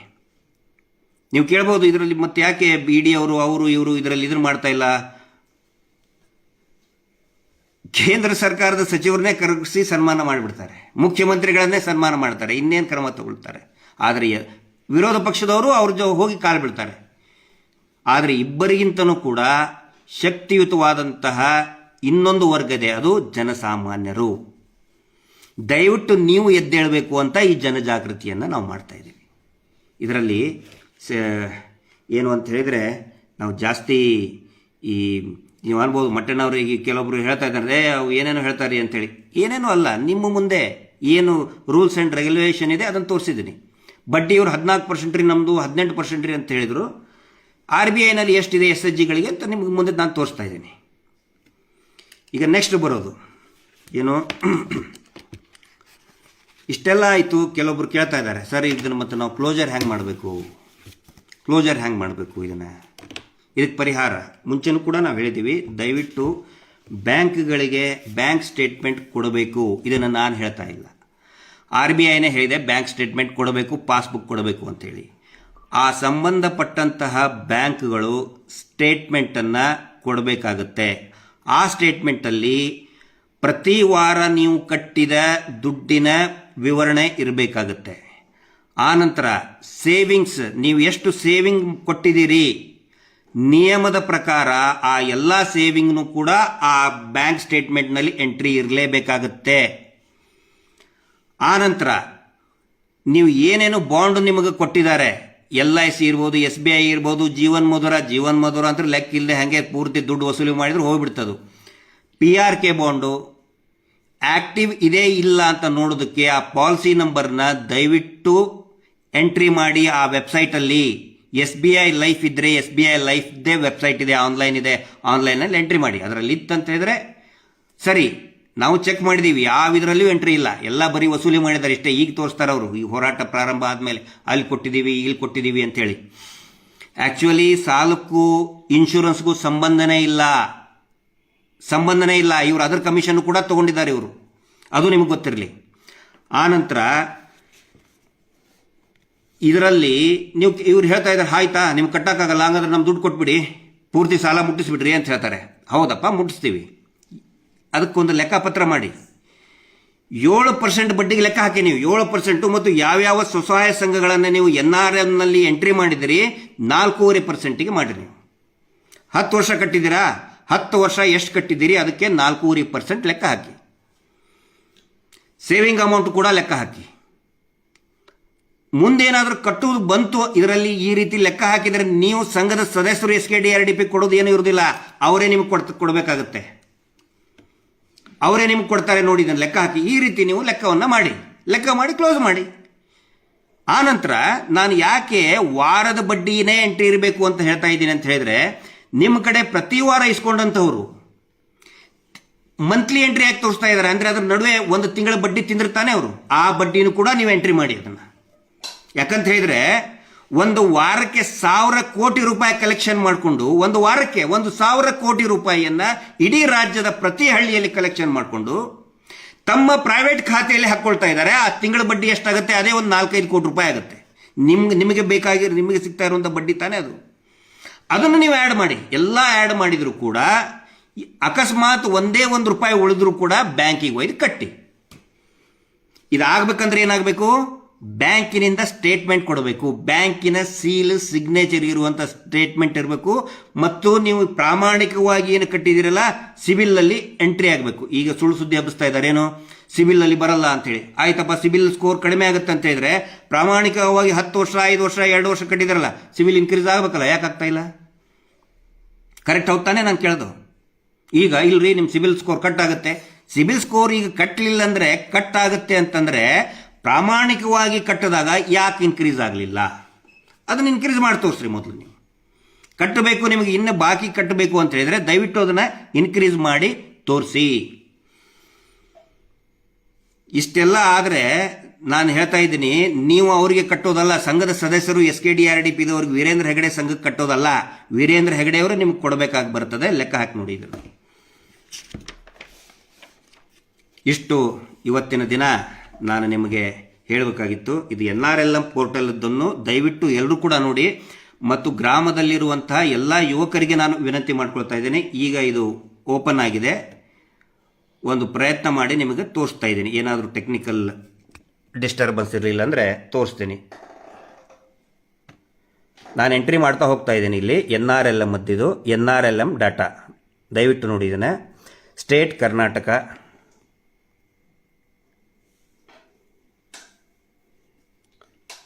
ಡಿಸ್ಟಿಕ್ಕು ಯಾವುದು ಅಂತ ಹಾಕಬೇಕು. ಇದರಲ್ಲಿ ಚಿತ್ರದುರ್ಗ, ಹಾವೇರಿ ಅಂತ ಹಾಕಿದೆ. ಬ್ಲಾಕ್ ಅಂದರೆ ತಾಲೂಕು ಹಾನಗಲ್ ತಾಲೂಕು. ಗ್ರಾಮ ಪಂಚಾಯತ್ ಆಲ್ ಅಂತ ಇದೆ. ಗ್ರಾಮ ಪಂಚಾಯತ್ ಹೇರೂರು ಅಂತ ಮೊನ್ನೆ ನಾವು ಹೋಗಿದ್ವಲ್ಲ ಹಾನಗಲ್ಲಲ್ಲಿ, ಅದು. ಆನಂತರ ವಿಲೇಜ್ ಯಾವುದು ಅಂತ ಚಿಕ್ಕುಲ್ಲಾಳ ಅಂತ ಹಾಕ್ತೀನಿ. ದಯವಿಟ್ಟು ನೋಡಿ. ಇದನ್ನು ಸಬ್ಮಿಟ್ ಅಂತ ಕೊಟ್ಟೆ. ಎಂಟ್ರಿ ಇದರಲ್ಲಿ ಎಷ್ಟು ಸಂಘಗಳು, ಎಷ್ಟು ಜನರದು, ನಾನು 100 ಅಂತ ಕೊಡ್ತೀನಿ. ಈಗ ನಿಜವಾದ ಪರಿಸ್ಥಿತಿ ಬರ್ತದೆ, ನಿಮಗೆ ಗೊತ್ತಾಗುತ್ತೆ. ಅದರಲ್ಲಿ ಬರ್ತಾ ಇದೆ ನೋಡಿ. ಈಗ ಬರ್ತಾ ಇದೆ. ಇಲ್ಲಿ ನೋಡಿ, ದ್ಯಾಮವ್ವಾದೇವಿ ಸಂಘತೆ ಕರ್ನಾಟಕ, ಹಾವೇರಿ, ಕರ್ನಾಟಕ. ಇದು ನೀವು ನೋಡ್ಬೋದು. ನಾನು ನಿಮಗೆ ಟ್ರಯಲ್ ತೋರಿಸ್ತಾ ಇದ್ದೀನಿ. ಇದನ್ನ ಆನ್ಲೈನಲ್ಲಿ ದಯವಿಟ್ಟು ಅರ್ಥ ಮಾಡ್ಕೊಳ್ಳಿ. ನಾನು ಆನ್ಲೈನಲ್ಲಿ ಇದ್ದೇನೆ. ಇಂಟರ್ನೆಟ್ಟಲ್ಲಿ ವೈಫೈ ಆನ್ ಮಾಡಿ ನಿಮಗೆ ತೋರಿಸ್ತಾ ಇದ್ದೀನಿ. ನಾನು ಯಾವುದೋ ದಾಖಲೆಯನ್ನು ಯಾರ್ದೋ ನಾನು ರೆಡಿ ಮಾಡಿದ್ದು ಇವ್ರು ಮಾಡ್ತಾರಲ್ಲ, ಇವರೇ ಒಂದು ಪ್ರಿಂಟ್ಔಟ್ ತೊಗೊಂಡು ಮೊನ್ನೆ ಒಂದು ಪ್ರೆಸ್ ಮೀಟ್ನಲ್ಲಿ ತಂದು ಕೊಟ್ಟ. ಅದು ಚುಮ್ಮೋರಿ ಮಿರ್ಚಿ ಬಜ್ಜಿ ತಿನ್ನೋಕ್ಕೂ ಇಷ್ಟೇ ಬರ್ತದೆ, ಅಂಥದ್ದಲ್ಲ. ಆನ್ಲೈನ್ನಲ್ಲಿ ಭಾರತ ಸರ್ಕಾರದ ಮಿನಿಸ್ಟ್ರಿ ಆಫ್ ರೂರಲ್ ಡೆವಲಪ್ಮೆಂಟ್ ಆಯೋಜಿಸಿದಂತಹ ಅಂತ್ಯೋದಯ ಯೋಜನೆ NRLM ವೆಬ್ಸೈಟನ್ನು ಓಪನ್ ಮಾಡಿ ತೋರಿಸ್ತಾ ಇದ್ದೀನಿ. ರಾಜ್ಯ ಕರ್ನಾಟಕ, ಹಾವೇರಿ, ಹಾನಗಲ್ಲು, ಗ್ರಾಮ ಪಂಚಾಯತಿ ಹೇರೂರು, ವಿಲೇಜ್ ಚಿಕ್ಕುಲ್ಲಾಳ, SHG ನೇಮ್ ನೋಡಿ. ಇಲ್ಲಿ ದ್ಯಾಮವ್ವಾದೇವಿ ಸಂಘ ಇದೆ, ಇಷ್ಟೊಂದಿದೆ. ಇದರಲ್ಲಿ ಹೆಸರುಗಳಿದ್ದಾವೆ. ಗೌರವ, ಗೀತಾ, ಹೆಸರು ಬೇಡ ತನಿಸ್ತದೆ. ಇಲ್ಲಿ ನೋಡಿ, ಚಿಕ್ಕುಲ್ಲಾಳದು ದ್ಯಾಮವ್ವಾದೇವಿ. ಆನಂತರ Dharmashree, SHG self help group. ಆನಂತರ ಕನ್ನಡಾಂಬೆ ಸ್ತ್ರೀ ಶಕ್ತಿ ಸಂಘ. ಇವೆಲ್ಲಕ್ಕೂ ಕೂಡ ಎಷ್ಟು ಪರ್ಸೆಂಟು? 4-5%. ಇಷ್ಟೇ. ಸಾಯಿಬಾಬಾ ಅದು ಫೋನ್ ಮಾಡ ಸಾರಿ ಫೋನ್ ಮಾಡ. ಇದು NRLMನಿಂದ ಡೈಲ್ ಮಾಡ. NRLM ವೆಬ್ಸೈಟ್ನಲ್ಲಿ ಇದು SKDRDPದವ್ರು ಕೊಟ್ಟಿದ್ದಲ್ಲ ಇದನ್ನು. ಈ ಧರ್ಮಸ್ಥಳ ಏನು ವೀರೇಂದ್ರ ಜೈನ್ ಅವ್ರು ಕೊಟ್ಟಿದ್ದ ಇದ್ರದ್ದು ಅಲ್ಲ, ಇದು ಭಾರತ ಸರ್ಕಾರದ. ನೋಡಿ ಇಲ್ಲಿ ಭಾರತ ಸರ್ಕಾರದ್ದೇ ವೆಬ್ಸೈಟ್ನಲ್ಲಿ ನಿಮ್ಮ ಊರಿನ SHG. ಒಂದು ನಿಮಿಷ, ಈಗ ಆ ಊರಿನವ್ರಿಗೆ ಒಬ್ಬರಿಗೆ ಫೋನ್ ಮಾಡಿದ್ದೀನಿ, ಯಾಕಂದರೆ ನಾಳೆ ಮಟ್ಟಣ್ಣವ್ರು ಯಾರ್ದು ಅದು ನೀವು ಇನ್ನೊಂದು ಕೇಳ್ಬೋದು, ಇದು ಧರ್ಮಸ್ಥಳದ್ದೇ ಹೌದೋ ಅಲ್ಲ ಅಂಥೇಳಿ. ಈಗ ಆ ಚಿಕ್ಕ ಉಲ್ಲಾಳದವರು ನನ್ನ ಜೊತೆ ಈಗ ಲೈನಲ್ಲಿದ್ದಾರೆ. ನಮಸ್ಕಾರ. ಸರ್ ನಮಸ್ತೆ. ನಮಸ್ತೆ. ಈಗ ಆನ್ಲೈನಲ್ಲಿದ್ದೀನಿ. ಹಾಂ ಸರ್. ಈ ತಮ್ಮದು ಊರು ಯಾವುದು? ಚಿಕ್ಕ ಉಲ್ಲಾಳ ಸರ್. ಚಿಕ್ಕ ಉಲ್ಲಾಳ, ಹಾವೇರಿ ಜಿಲ್ಲೆ ಚಿಕ್ಕ ಉಲ್ಲಾಳ. ಹಾಂ ಸರ್. ಈ ದ್ಯಾಮವ್ವ ದೇವಿ ಸಂಘ ಅಂತಿದೆಯಲ್ಲ, ನಿಮ್ಮ ಊರಿಂದನ? ಹಾಂ, ನಮ್ಮೂರದ ಸರ್. ಅದು ಯಾರು ಮಾಡಿದ್ದದನ? ಅದು ಹೆಣ್ಮಕ್ಳು ಸರ್, ಧರ್ಮಸ್ಥಳ ಸಂಘದವ್ರು ಮಾಡಿರ್ತಾರೆ. ಧರ್ಮಸ್ಥಳದ ಸಂಘದವರೇ ಮಾಡಿದ್ದ? ಹೌದ್ರಿ. ಇದರಲ್ಲಿ ಇನ್ನೊಂದಿದೆ, ಯಾವುದು ಸಾಯಿಬಾಬಾ ಅಂತಿದೆ. ಹೌದು ಸರ್, ಅದು ನಮ್ಮೂರದ ತೋರಿಸಿ. ನಿಮ್ಮ ಊರ್ದ ಹೌದಲ್ಲ? ಹೌದ್ರಿ ಹೌದು. ನಿಮ್ಮೂರದ್ದೇ ಅದು. ಆನಂತರ ಸಾಯಿಬಾಬಾನು ನಿಮ್ಮದೇ. ಹೌದ್ರಿ ಹೌದು. ಈಗ ಪರ್ಸೆಂಟೇಜ್ ಎಷ್ಟು ಅಂತ ಬರ್ಕೊಂಡ್ರ ಅವರು?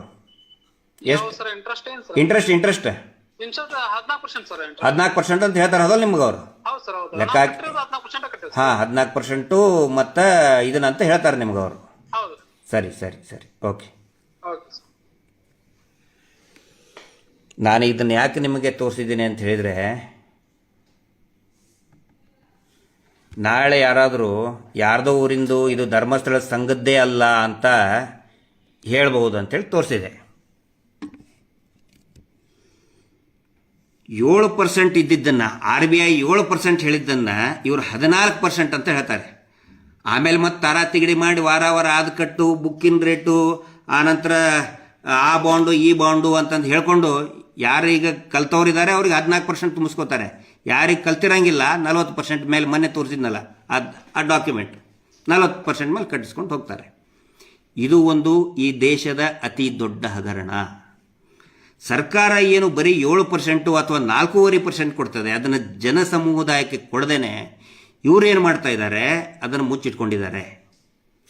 ಇದರಲ್ಲಿ ಇನ್ನೂ ಒಂದು ನಾನು ಚೆಕ್ ಮಾಡಿ ನೀವು ಹೇಳ್ಬೋದು ಇದನ್ನು, ಹಾಗಿದ್ರೆ ಇವರು ಎಂಟ್ರಿ ಮಾಡ್ತಾರೆ ಹೇಗೆ ಅಂಥೇಳಿ ಅದನ್ನು ನಿಮ್ಗೆ ತೋರಿಸ್ಬಿಡ್ತೀನಿ. ಇವರು ಎಂಟ್ರಿ ಮಾಡಿದಾರ ಹೇಗೆ, NRLMನಲ್ಲಿ ಇವರೇ ಎಂಟ್ರಿ ಹೆಂಗೆ ಮಾಡಿದ್ದಾರೆ ಅಂಥೇಳಿ.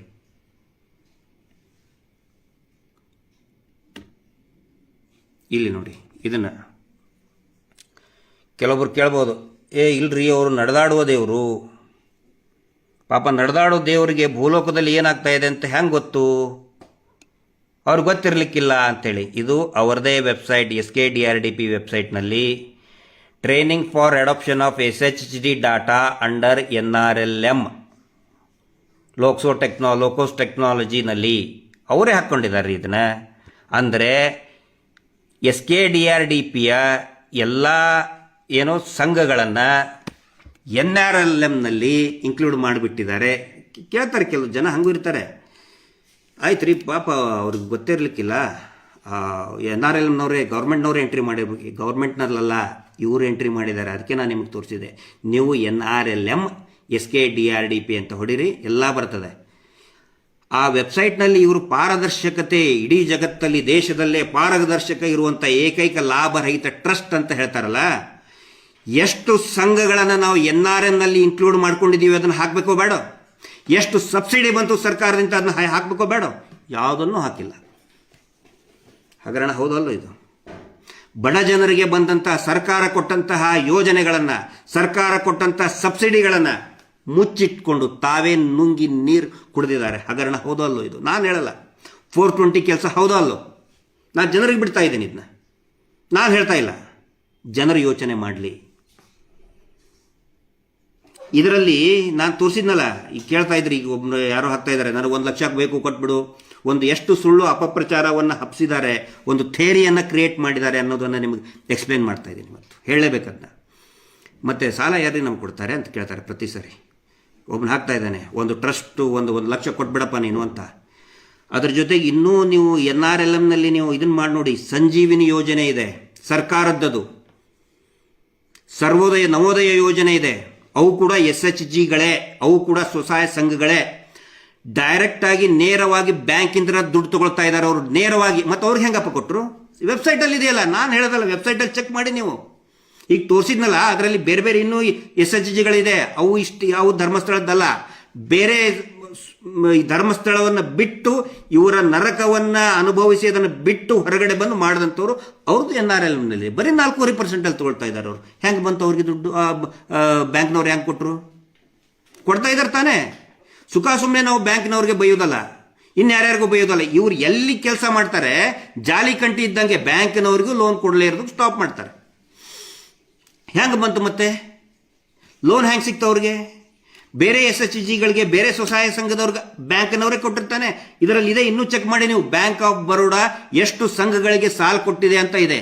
SBI ಎಷ್ಟು ಕೊಟ್ಟಿದೆ ಅನ್ನೋದಿದೆ ಇದರಲ್ಲಿ. ಎಲ್ಲ ರಾಷ್ಟ್ರೀಕೃತ ಬ್ಯಾಂಕ್ಗಳು ಎಷ್ಟು ಜನರಿಗೆ ಸ್ವಸಹಾಯ ಗುಂಪುಗಳಿಗೆ ಸಾಲವನ್ನು ಕೊಟ್ಟಿದ್ದಾವೆ, ಎಷ್ಟು ಪರ್ಸೆಂಟಲ್ಲಿ ಕೊಟ್ಟಿದ್ದಾರೆ ಅಂತ ಎಲ್ಲ ಇದೆ. ಮತ್ತು ಅವ್ರಿಗೆ ಹೆಂಗಪ್ಪ ಕೊಟ್ಟರು? ನಾನು ದೇಶದ ಬೇರೆ ಯಾವುದೋ ರಾಜ್ಯದಲ್ಲಿ ಹೇಳ್ತಾ ಇದ್ದಿಲ್ಲ, ಇದೇ ಕರ್ನಾಟಕದಲ್ಲಿನೇ ಹೇಳ್ತಾ ಇದ್ದೀನಿ ನಾನು, ನಿಮ್ಮ ಗ್ರಾಮದಲ್ಲಿನೇ ನಾನು ಹೇಳ್ತಾ ಇದ್ದೀನಿ ನಾನು. ಮತ್ತು ಅವ್ರಿಗೆ ಹೆಂಗೆ ಕೊಟ್ಟರು? ದಯವಿಟ್ಟು ಇದನ್ನು ಅರ್ಥ ಮಾಡ್ಕೊಳ್ರಿ. ನಮ್ಮ ಕೆಲಸ ಜನಜಾಗೃತಿ ಮಾಡಿಸೋದು. ಇದಕ್ಕೆ ನೀವು NRLM ಬಗ್ಗೆ ಉತ್ತರ ಕೊಡಿಯಪ್ಪ ಅಂತ ಹೇಳಿದರೆ, ಇವ್ರು ಏನು ಮಾಡಿದ್ದಾರೆ, ಈ SKDRDP ಸಂಘದಿಂದ ಒಂದು ನಿರ್ಣಯ ಹೊರಡಿಸ್ಬಿಟ್ಟಿದ್ದಾರೆ. ನಿಮ್ಮ ಕೆಲಸ ಏನೂ ಇಲ್ಲ. ಗಿರೀಶ್ ಮಟ್ಟಣ್ಣ ಅವ್ರು ಲೈವ್ ಬಂದರೆ ಅವನಿಗೆ ಬೈಬೇಕು, ಕೆಟ್ಟದಾಗಿ ಬೈಬೇಕು. ಮಹೇಶ್ ಶೆಟ್ಟಿ ತಿಮ್ರೋಡಿ ಬಗ್ಗೆ ಬಂದರೆ ಮಾತಾಡಿದರೆ ಬೈಬೇಕು, ಅವ್ರ ವಿಡಿಯೋಗೆ ಬೈಬೇಕು. ಇದು ಒಂದೇ ನಿರ್ಣಯ ತಗೊಂಡಿದ್ದು. ಪೂಜ್ಯರು ಅಂತ ಏನು ಹೇಳಿಸ್ಕೊಂಡಿದ್ದಾರಲ್ಲ, ಅವ್ರು ತಗೊಂಡಂಥ ಏಕೈಕ ನಿರ್ಣಯ ಕಳೆದ 2-3 ತಿಂಗಳಲ್ಲಿ ನಾವು ಮಾತಾಡಿದರೆ ನಮಗೆ ಬೈಬೇಕು. ಎಲ್ಲರಿಗೂ ಹೇಳಿಬಿಡ್ತಾರೆ ಈಗ ಲೈವಲ್ಲಿ, ಬರ್ರಿ ಗಿರೀಶ್ ಮಟ್ಟಣ್ಣ ಅವ್ರು ಬಂದ, ಅವನಿಗೆ ಹಂಗೆ ಬೈರಿ, ಆ ಮಗ ಈ ಮಗ, ಫೇಕ್ ಅಕೌಂಟ್ ಮಾಡಿಸ್ಕೊಳ್ಳೋದು ಬೈಯೋದು, ಫೇಕ್ ಅಕೌಂಟ್ ಹಾಕೋದು ಬೈಯೋದು ಒತ್ತಟಿಗೆ ಇಡ್ರಪ್ಪ. ನಾನು ಕೇಳ್ತಾ ಇದ್ದೀನಲ್ಲ, ಇದ್ರ ಬಗ್ಗೆ ಉತ್ತರ ಕೊಡಿ. ಯಾಕೆ NRLM ಸಬ್ಸಿಡಿಯನ್ನು ನೀವು ಬಚ್ಚಿಟ್ರಿ, ಮುಚ್ಚಿಟ್ರಿ, ಕದ್ದು ತಿಂದು ತೇಗಿದ್ರಿ ನೀವು ಅದನ್ನು? ಅದ್ರ ಬಗ್ಗೆ ಉತ್ತರ ಕೊಡಿ. ಈ ದೇಶ ಕಂಡಂಥ ದೊಡ್ಡ ಹಗರಣವನ್ನು ಮಾಡಿದ್ರಿ ನೀವು, ಅದ್ರ ಬಗ್ಗೆ ಉತ್ತರ ಕೊಡಿ. ಇದಾದ ನಂತರ ಕ್ಲೋಜರ್ ಬಗ್ಗೆನೂ ಕೂಡ ನಾನು ನಿಮಗೆ ಹೇಳಿದ್ದೇನೆ. ದಯವಿಟ್ಟು ಯಾರು ಕೂಡ SKDRDP ಅವ್ರು ಕೊಡಲೇಬೇಡಿ. ಈಗ ಉಡುಪಿಯಲ್ಲಿ ಒಂದು ದೊಡ್ಡದು ಗಾಳಿ ಹಬ್ಬಿಸಿದ್ರು, ಕೋರ್ಟ್ ನೋಟಿಸ್ ಕಟ್ಟಿದ್ದಾರೆ. ಯಾವ ಕೋರ್ಟ್ ನೋಟಿಸು ಕಳಿಸಿಲ್ಲ. ಸುಳ್ಳು ಸುದ್ದಿಯನ್ನು ಹಬ್ಬಿಸ್ತಾ ಇದ್ದಾರೆ. ಸುಳ್ಳು ಸುದ್ದಿ ಹಬ್ಬಿಸೋದ್ರಲ್ಲಿ ನಂಬರ್ 1 ಇವರು ಬ್ಯಾಂಕಿನಿಂದಲೇ ಸೀಲು ಸಿಗ್ನೇಚರ್ ಇವರೇ ತಗೊಂಡು, ನಾವು ಕೇಳಿದ್ವಿ, ನಮ್ಮವ್ರು ಕೇಳಿದ್ರು, ಅಲ್ಲಿ ಬ್ಯಾಂಕಿಗೆ ಕೇಳಿದ್ರು, ನೀವು ಕಳಿಸಿದ್ರಿ ಅಂತ. ನಾವು ಕಳಿಸಿಲ್ಲ ಅಂತ. ಮತ್ತು ಸೀಲ್ ಆ್ಯಂಡ್ ಸಿಗ್ನೇಚರ್ ಇಲ್ಲ ರೀ, ಇಂಥವು 108 ಸೀಲ್ ಮಾಡ್ಕೊಂಡು ಇಟ್ಕೊಂಡಿದ್ದಾರೆ, ಅವರೇ ಹಾಕಿ ಕಳಿಸಿದ್ದಾರೆ SKDRDPದವರು, ನಮಗೂ ಈ ನೋಟಿಸ್ಗೂ ಸಂಬಂಧ ಇಲ್ಲ ಅಂತ ಬ್ಯಾಂಕ್ನವರೇ ಹೇಳಿದ್ದಾರೆ. ಈ ಮಾತು ಯಾಕೆ ಹೇಳ್ತಾ ಇದ್ದೀನಿ ಅಂದರೆ, ಕೆಲವೊಬ್ಬರು ನಮ್ಮ ಸ್ನೇಹಿತರು ಕೇಳಿದರು ನಿನ್ನೆ ಚಿಕ್ಕನಾಯಕನಹಳ್ಳಿಯಲ್ಲಿ, ಸರ್ ಇನ್ನು ಮುಂದೆ ಏನು ಮಾಡಬೇಕು ಅಂಥೇಳಿ. ನೀವು ದುಡ್ಡು ಕಟ್ಟದೆ ಹೋದರೆ ನೋಟಿಸ್ ಕಳಿಸ್ಲಿ. ನೋಟಿಸ್ ಕಳಿಸಿದ್ರೆ ನಿಮ್ಮ ಪರವಾಗಿ ಉತ್ತರ ಕೊಡೋಣಂತೆ. ನೀವು ಉತ್ತರ, ಅದಕ್ಕೆ ಕಾನೂನು ತಜ್ಞರಿದ್ದಾರೆ, ಆರ್ಥಿಕ ತಜ್ಞರಿದ್ದಾರೆ, ಉತ್ತರ ಕೊಡುವಂಥ ವ್ಯವಸ್ಥೆ ಆಗುತ್ತೆ. ಪೊಲೀಸರಿಗೆ ಭಾಳ, ಅವರು ಕೂಡ ನಾವು ಅಬ್ಸರ್ವ್ ಮಾಡ್ತಾ ಇದ್ದೀವಿ, ಪ್ರಾರಂಭದಲ್ಲಿ ಬಲವಂತ ಮಾಡ್ತಿದ್ರು, ಬಡ್ಡಿ ಕಟ್ಟು ಅಂತೇಳಿ. ಆಮೇಲೆ ಅವ್ರಿಗೂ ಕೂಡ ಅರ್ಥ ಆಗಿದೆ. ಕಾನ್ಸ್ಟೇಬಲ್ಗಳು ನಿಮ್ಗೆ ಹೆದರಿಸ್ಬೋದು, ಆದರೆ ಠಾಣೆಯಲ್ಲಿರುವಂಥ ಅಧಿಕಾರಿಗಳಿಗೂ ಕೂಡ ಗೊತ್ತಿದೆ, ಅವರು ವಸೂಲಿ ಮಾಡುವ ಹಾಗಿಲ್ಲ. ನೀವು ಬಡ್ಡಿ ಕಟ್ಟ್ರಿ, ದುಡ್ಡು ಕಟ್ಟ್ರಿ ಅಂತ ಅವ್ರು ಹೇಳುವ ಹಾಗಿಲ್ಲ. ಅಕಸ್ಮಾತಾಗಿ ಯಾರಾದರೂ ಪೊಲೀಸರಂಗೆ ಕೇಳಿದರೆ ದಯವಿಟ್ಟು ಅವರ ಹೆಸರನ್ನು, ಅವರ ನಂಬರನ್ನು ನಮಗೆ ಕೊಡಿ. ಕೋರ್ಟಿಗೆ ನಾವು ಹೋಗ್ತೇವೆ, ಕೋರ್ಟಿಗೆ ನಾವು ಹೋಗಿ ಪ್ರಶ್ನೆ ಮಾಡ್ತೇವೆ. ಯಾಕಂತ ಹೇಳಿದರೆ ಪೊಲೀಸರು ಹಣ ಕಟ್ಟಿಸುವಂಥ ಏಜೆಂಟರು ಅಲ್ಲ ಅಂತೇಳಿ ಸುಪ್ರೀಂ ಕೋರ್ಟ್ ಹೇಳಿದೆ, ಮಾನ್ಯ ಹೈಕೋರ್ಟ್ ಕೂಡ ಹೇಳಿದೆ. ಹೀಗಾಗಿ ಯಾವ ಭಯನೂ ಪಡಬೇಡಿ. ದಯವಿಟ್ಟು ಜೀವ ಕಳ್ಕೊಳ್ಳುವಂಥ ಕೆಲಸ ಮಾಡಬೇಡಿ. ಅಗಳಲ್ಲಿ ನೋಡಿದೆ, ಒಬ್ಬರು ಏನೋ ಪಾಪ ಒಬ್ಬರು ನೇಣು ಹಾಕೊಳ್ಳೋಕೆ ಪ್ರಯತ್ನ ಮಾಡ್ತಿದ್ರು. ದಯವಿಟ್ಟು ಅದನ್ನು ಮಾಡಬೇಡಿ.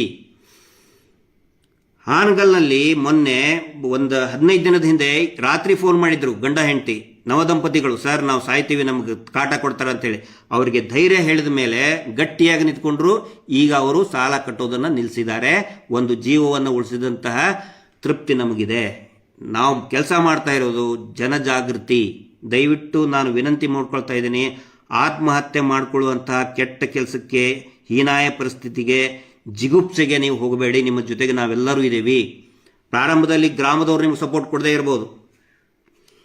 ಈ ಮಾತು ನಾನು ಹೇಳಲೇಬೇಕು. ಗ್ರಾಮ ಯಾರು ಈಗ ಪಂಚಾಯಿತಿಯವ್ರಿಗೆ, ZP ಮೆಂಬರ್ಗಳಿಗೆಲ್ಲ ಹೇಳ್ತಾರೆ. ಅವ್ರಿಗೆ ನಾನು ವಿನಂತಿ ಮಾಡ್ಕೊಳ್ತಾ ಇದ್ದೀನಿ, ನಾವು ನಿಮ್ಮ ವಿರುದ್ಧ, ಲೀಡರ್ಗಳಿಗೆ ನಾನು ಹೇಳ್ತಾ ಇದ್ದೀನಿ, ನಾವು ನಿಮ್ಮ ವಿರುದ್ಧ ನಾವು ಮಾತಾಡ್ತಾ ಇಲ್ಲ. ಇವರು ಎಷ್ಟೊಂದು ಹಗರಣ ಮಾಡಿದ್ದಾರೆ, ಕೊನೆಗೆ ನಿಮ್ಮ ತಲೆಗೆ ಕಟ್ತಾರದನ್ನ. ಆಯಿತು, ಕಟ್ಟಿಸ್ಕೋಬೇಕಿತ್ತು ಅಂತ ಹೇಳಿದರೆ ದಾಖಲೆ ತಗೊಂಡು ಬಂದು ತೋರ್ಸಂಥೇಳಿ ಮೊದಲು ನೀವು ಕಟ್ಟಿಸ್ಬೇಕಾಗಿತ್ತಂತ ಹೇಳಿದ್ರೆ ಬ್ಯಾಂಕಿಗೆ ಕಟ್ಟಿಸಿ. ಆ ದಾಖಲೆಗಳು ತಗೊಂಡ್ಕೊಂಡು ಬಂದರೆ ಬ್ಯಾಂಕಿಗೆ ಕಟ್ಟಿಸಿ. ಇವ್ರು ಏನು ಮಾಡ್ತಾರೆ, ಇವರು ಹಳ್ಳಿ ಒಳಗೆ ಪಂಚಾಯತಿ ಅಧ್ಯಕ್ಷರು, ಲೀಡರ್ಗಳು, ಮಾಜಿ ಅಧ್ಯಕ್ಷರು ಯಾರಾದರೂ ಇರ್ತಾರೆ, ಅವ್ರನ್ನ ಹಿಡ್ಕೊಂಡು ಬರ್ತಾರೆ. ಅವ್ರ ಕಡೆಯಿಂದ ಏನಾದರೂ ಕಾರ್ಯಕ್ರಮದ ರಿಬ್ಬನ್ ಕಟ್ ಮಾಡಿಸ್ತಾರೆ. ಒಂದು ಕಾರ್ಯಕ್ರಮ ಮಾಡಿಸಿ ಅವ್ರನ್ನ ಕುಂದ್ರಿಸಿ ಅವ್ರು ಸನ್ಮಾನ ಮಾಡ್ತಾರೆ. ಮಾಡಿ ಎಲ್ಲವನ್ನು ಕೂಡ ಅವ್ರ ತಲೆಗೆ ಕಟ್ತಾರೆ ಅವರು. ನಾಳೆ ಇದು ಹಗರಣ ಆಗಿ ಎನ್ಕ್ವೈರಿ ಸ್ಟಾರ್ಟ್ ಆದರೆ ನಮಗೇನು ಗೊತ್ತಿಲ್ಲ. ಪೂಜ್ಯರಿಗೂ ಇದಕ್ಕೂ ಸಂಬಂಧನೇ ಇಲ್ಲ. ನಾವು ಬಹಳ ದೊಡ್ಡ ಏನೋ ದೇವರಂಥ ಮನುಷ್ಯರು ಅಂತ ಹೇಳಿ ನಿಮ್ಮ ತಲೆಗೆ ಹಗರಣವನ್ನು ಕಟ್ತಾರೆ. ಅದ್ರ ಸಲುವಾಗಿಯೇ ಇವರ ಯಾವುದೇ ದಾಖಲೆಗಳಿಗೂ ಕೂಡ ಸಹಿ ಮಾಡ್ತಾ ಇಲ್ಲ. ಸ್ಟೇಟ್ಮೆಂಟ್ ಕೊಡ್ತೀವಿ ಅಂತ ಹೇಳ್ತಾರಲ್ಲ, ಒಂದಾದರೂ ಸ್ಟೇಟ್ಮೆಂಟಿಗೆ ಪ್ರಬಂಧಕರು, ನಿಯೋಜಕರು ಅಂತ ಕೆಳಗಡೆ ಇದೆ. ಇವತ್ತಿನವರೆಗೂ ಸಹಿ ಮಾಡಿದ್ದು ಒಂದು ಕೂಡ ಕೊಡಲ್ಲ ಅವರು. ಕೊಡಂತ ಹೇಳಿ ನೋಡೋಣ. ಯಾಕಂತ ಹೇಳಿದರೆ ಅವರಿಗೆ ಗೊತ್ತಿದೆ ಇದು ಹಗರಣ ಆಗ್ತಾ ಇದೆ ಅಂಥೇಳಿ. ನಾಳೆ ಏನಾದರೂ ಆದರೆ ನಿಮ್ಮ ತಲೆಗೆ ಕಟ್ತಾ ಇದ್ದಾರೆ. ಆ ಮಂಗ್ಯ ಬೆಣ್ಣೆ ತಿಂದು ಆಡಿನ ಮೂತಿಗೆ ಒರೆಸ್ತಂತಲ್ಲ, ಆ ಕೆಲಸವನ್ನು ಮಾಡ್ತಾರೆ. ದಯವಿಟ್ಟು ಜನಗಳಿಗೆ ನೀವು ಒತ್ತಾಯ ಮಾಡಬೇಡಿ. ನಿಮ್ಮ ಜನಗಳಿಗೆ, ಅವರಿಂತ ನೀವು ಆಯ್ಕೆ ಆಗಿ ಬಂದಂಥವರು, ದಯವಿಟ್ಟು ಜನಗಳಿಗೆ ಒತ್ತಾಯ ಮಾಡಬೇಡಿ. ಬ್ಯಾಂಕಿಗೆ ಹೋಗಿ ಕಟ್ಟೋದಕ್ಕೆ ಹೇಳಿ ಅವರಿಗೆ. ಬ್ಯಾಂಕು ಸರಿಯಾದ ದಾಖಲೆ ಕೊಡಲಿ, ಕಟ್ಟೋದಕ್ಕೆ ಹೇಳಿ. ನಾವು ಕೂಡ ಬ್ಯಾಂಕಿಗೆ ದುಡ್ಡು ಕಟ್ಟಬೇಡಿ ಅಂತ ಎಲ್ಲೂ ಹೇಳಿಲ್ಲ. ಆ ಥರ ಹೇಳೋದಕ್ಕೆ ಬರೋದಿಲ್ಲ ನಾವು. ಇದು ತಮ್ಮೆಲ್ಲರ ಗಮನಕ್ಕಿರಲಿ. ಆನಂತರ ಇನ್ನೊಂದು ನೋಟ್ಬುಕ್ ಬಗ್ಗೆ ನಾನು ಹೇಳ್ಬೇಕು. ಇವ್ರು ಹೇಳ್ತಾರೆ ಪ್ರತಿಯೊಂದಕ್ಕೂ ಕೂಡ ಒಂದು ನಮ್ಮ ಒಬ್ಬಳು ಹೆಣ್ಮಗಳು ಹೇಳ್ತಾ ಇದ್ಲು, ನೋಟ್ಬುಕ್ ತೋರಿಸೋದು ನೀವೇನೇ ಕೇಳ್ರಿ, ಇದರಲ್ಲಿ ಎಲ್ಲ ಇದೆ ನೋಟ್ಬುಕ್. ಹಿಂಗೊಂದು ನೋಟ್ಬುಕ್ ಹಿಡಿತಾರೆ, ಇದರಲ್ಲಿ ಎಲ್ಲ ಐತೆ, ಇದರಲ್ಲಿ ಎಲ್ಲ ಐತೆ. PRK ಬಾಂಡ್ ಬಗ್ಗೆ ಕೇಳಿದ್ರೆ ಇದರಲ್ಲಿ ಎಲ್ಲ ಐತೆ. ಸೇವಿಂಗ್ ಅಮೌಂಟ್, ಉಳಿತಾಯದ ಹಣ ಕೇಳಿದ್ರೆ ಇದರಲ್ಲಿ ಎಲ್ಲ ಐತೆ ಅಂತ ಹೇಳ್ತಾರಲ್ಲ. IT ಡಿಪಾರ್ಟ್ಮೆಂಟ್ಗೆ IT ರಿಟರ್ನ್ಸ್ ಮಾಡಬೇಕಾದ್ರೆ, ಅಮ್ಮ ತಾಯಿ ನೀವು ಮುತ್ತ ನಂತರ ಮಾತು ಹೇಳಿದ್ರಿ, ಇದು RBI ನಿಂತರನೇ ನಡೀತದೆ ಅಂಥೇಳಿ. IT ರಿಟರ್ನ್ಸ್, ಇನ್ಕಮ್ ಟ್ಯಾಕ್ಸ್ ಇಲಾಖೆದವ್ರಿಗೆ ನಾಳೆ ಏನಾದರೂ IT ರಿಟರ್ನ್ಸ್ ಕೇಳಿದರೆ ಹಿಂಗೆ ತೋರ್ಸೋಕ್ಕಾಗತ್ತಾ? ನೋಟ್ಬುಕ್ ತೊಗೊಂಡು ಬಂದು IT ರಿಟರ್ನ್ಸ್ ನೋಡ್ರಿ ಹಿಂಗೆಲ್ಲ ಐತೆ ಅಂತ ಹೇಳಿದ್ರೆ ಕೊಡ್ತಾರಾ? ಇದಕ್ಕೆ ಸ್ವಲ್ಪ ಅರ್ಥ ಮಾಡ್ಕೊಳ್ಳಿ. ಆಮೇಲೆ ನೋಟ್ಬುಕ್ಕಲ್ಲಿ ನೀವು ಅಗ್ರಿಮೆಂಟ್ ಮಾಡ್ಕೊಂಡಿದ್ದೀವಿ, ವಾರದ ಬಡ್ಡಿ ಬಗ್ಗೆ ಅಗ್ರಿಮೆಂಟ್ ಮಾಡ್ಕೊಂಡಿದ್ದೀವಿ, ವಾರ ವಾರ ಕಟ್ತೀವಿ ಅಂತೇಳಿ. ಇದಕ್ಕೆ ನಾನು ಉತ್ತರ ಎಕ್ಸ್ಪ್ಲನೇಷನ್ ಕೊಡಲೇಬೇಕು. ನೋಡಿ, ಒಂದು ಉದಾಹರಣೆ ಕೊಡ್ತೀನಿ ನಾನು. ಒಬ್ಬನು ಕಳ್ಳನ ಆಟ ದಂಧೆ ಮಾಡ್ತೀನಿ ಅಂತ ಅಗ್ರಿಮೆಂಟ್ ಮಾಡ್ಕೋದ ಅಂತ ತಿಳಿರಪ್ಪ. ಪ್ರತಿ ವಾರ ಕಳ್ಳನ ಆಟ ನಾನು ನಿನಗೆ ಕಳಿಸ್ಕೊಡ್ತೀನಿ ಅಂತ ಅಗ್ರಿಮೆಂಟ್ ಮಾಡ್ಕೊಡ್ತಾನೆ. ನಡೀತದ ಅದು? ಕೊಟ್ಟಿ ಸಾರಾಯಿ ತಂದು ಸಪ್ಲೈ ಮಾಡ್ತೀನಿ ಪ್ರತಿ ವಾರ ಅಂತ ಅಗ್ರಿಮೆಂಟ್ ಮಾಡ್ಕೋತಾನೆ. ನಡೀತದ ಅದು? ನಡೆಯೋದಿಲ್ಲ. ಯಾಕಂತ ಹೇಳಿದರೆ ಅದು ಕಾನೂನು ಬಾಹಿರವಾಗಿ ನೀವು ಅಗ್ರಿಮೆಂಟ್ ಮಾಡಿಕೊಂಡ್ರೆ ಅದಕ್ಕೆ ಯಾವುದೇ ಮಾನ್ಯತೆ ಇಲ್ಲ. ನೀವು ನೋಟ್ಬುಕ್ಕಲ್ಲಿ ಪ್ರತಿ ವಾರ ಕಟ್ತೀನಿ ಅಂತ ಹೇಳಿದ್ರೆ ಅದಕ್ಕೆ ಮಾನ್ಯತೆ ಇಲ್ಲ. ನಾನು ಆಗ ನಿಮಗೆ RBI ದಾಖಲೆ ಮುಂದಿಟ್ಟು ತೋರಿಸಿದೆ. RBI ಹೇಳೋದು ಪ್ರತಿ ತಿಂಗಳು ಅಥವಾ ವರ್ಷಕ್ಕೆ 4 ಸಾರಿ. ಹೀಗಾಗಿ ಅದು ಯಾವುದು ಮಾನ್ಯತೆ ಓದಕ್ಕೆ ಬರಲ್ಲ, ಬರೆಯಕ್ಕೆ ಬರಲ್ಲ, ಏನಂತ ಗೊತ್ತಿಲ್ಲ, ಸುಮ್ಮನೆ ಹಿಂಗೆ ಇಟ್ಕೊಂಡು ಸೈನ್ ಮಾಡಿಸ್ತೀರಿ. ಅದು ಮಾನ್ಯತೆ ಬರುವುದಿಲ್ಲ. ಇದು ಇವತ್ತಿನ ಈ ಸಂದರ್ಭದಲ್ಲಿ ಹೇಳ್ತಕ್ಕಂಥ ಮಾತು. 18ನೇ ತಾರೀಕಿಗೆ ನಮ್ಮನ್ನು ಅಗಲಿದಂತಹ ಕುಮಾರಿ ಸೌಜನ್ಯ, ಅವಳ ಹುಟ್ಟುಹಬ್ಬ ಇದೆ ನೋಡಿ. ಈ ಸಂದರ್ಭ 12 ವರ್ಷ ಆಯಿತು. ಅಕ್ಟೋಬರ್ 9ನೇ ತಾರೀಕಿಗೆ ಈ ಹೊತ್ತಿಗೆ ಅವಳನ್ನ ಕರ್ಕೊಂಡೋಗಿ ಅತ್ಯಾಚಾರ ಮಾಡಿ ಕೊಲೆ ಮಾಡ್ತಾರೆ. 18ನೇ ತಾರೀಕಿಗೆ ಹುಟ್ಟಹಬ್ಬ. ಪಾಪ ಹೆಣ್ಮಗಳು ಹುಟ್ಟಹಬ್ಬ ಮಾಡೋಕ್ಕೂ ಕೂಡ ಆಗಿರಲ್ಲ.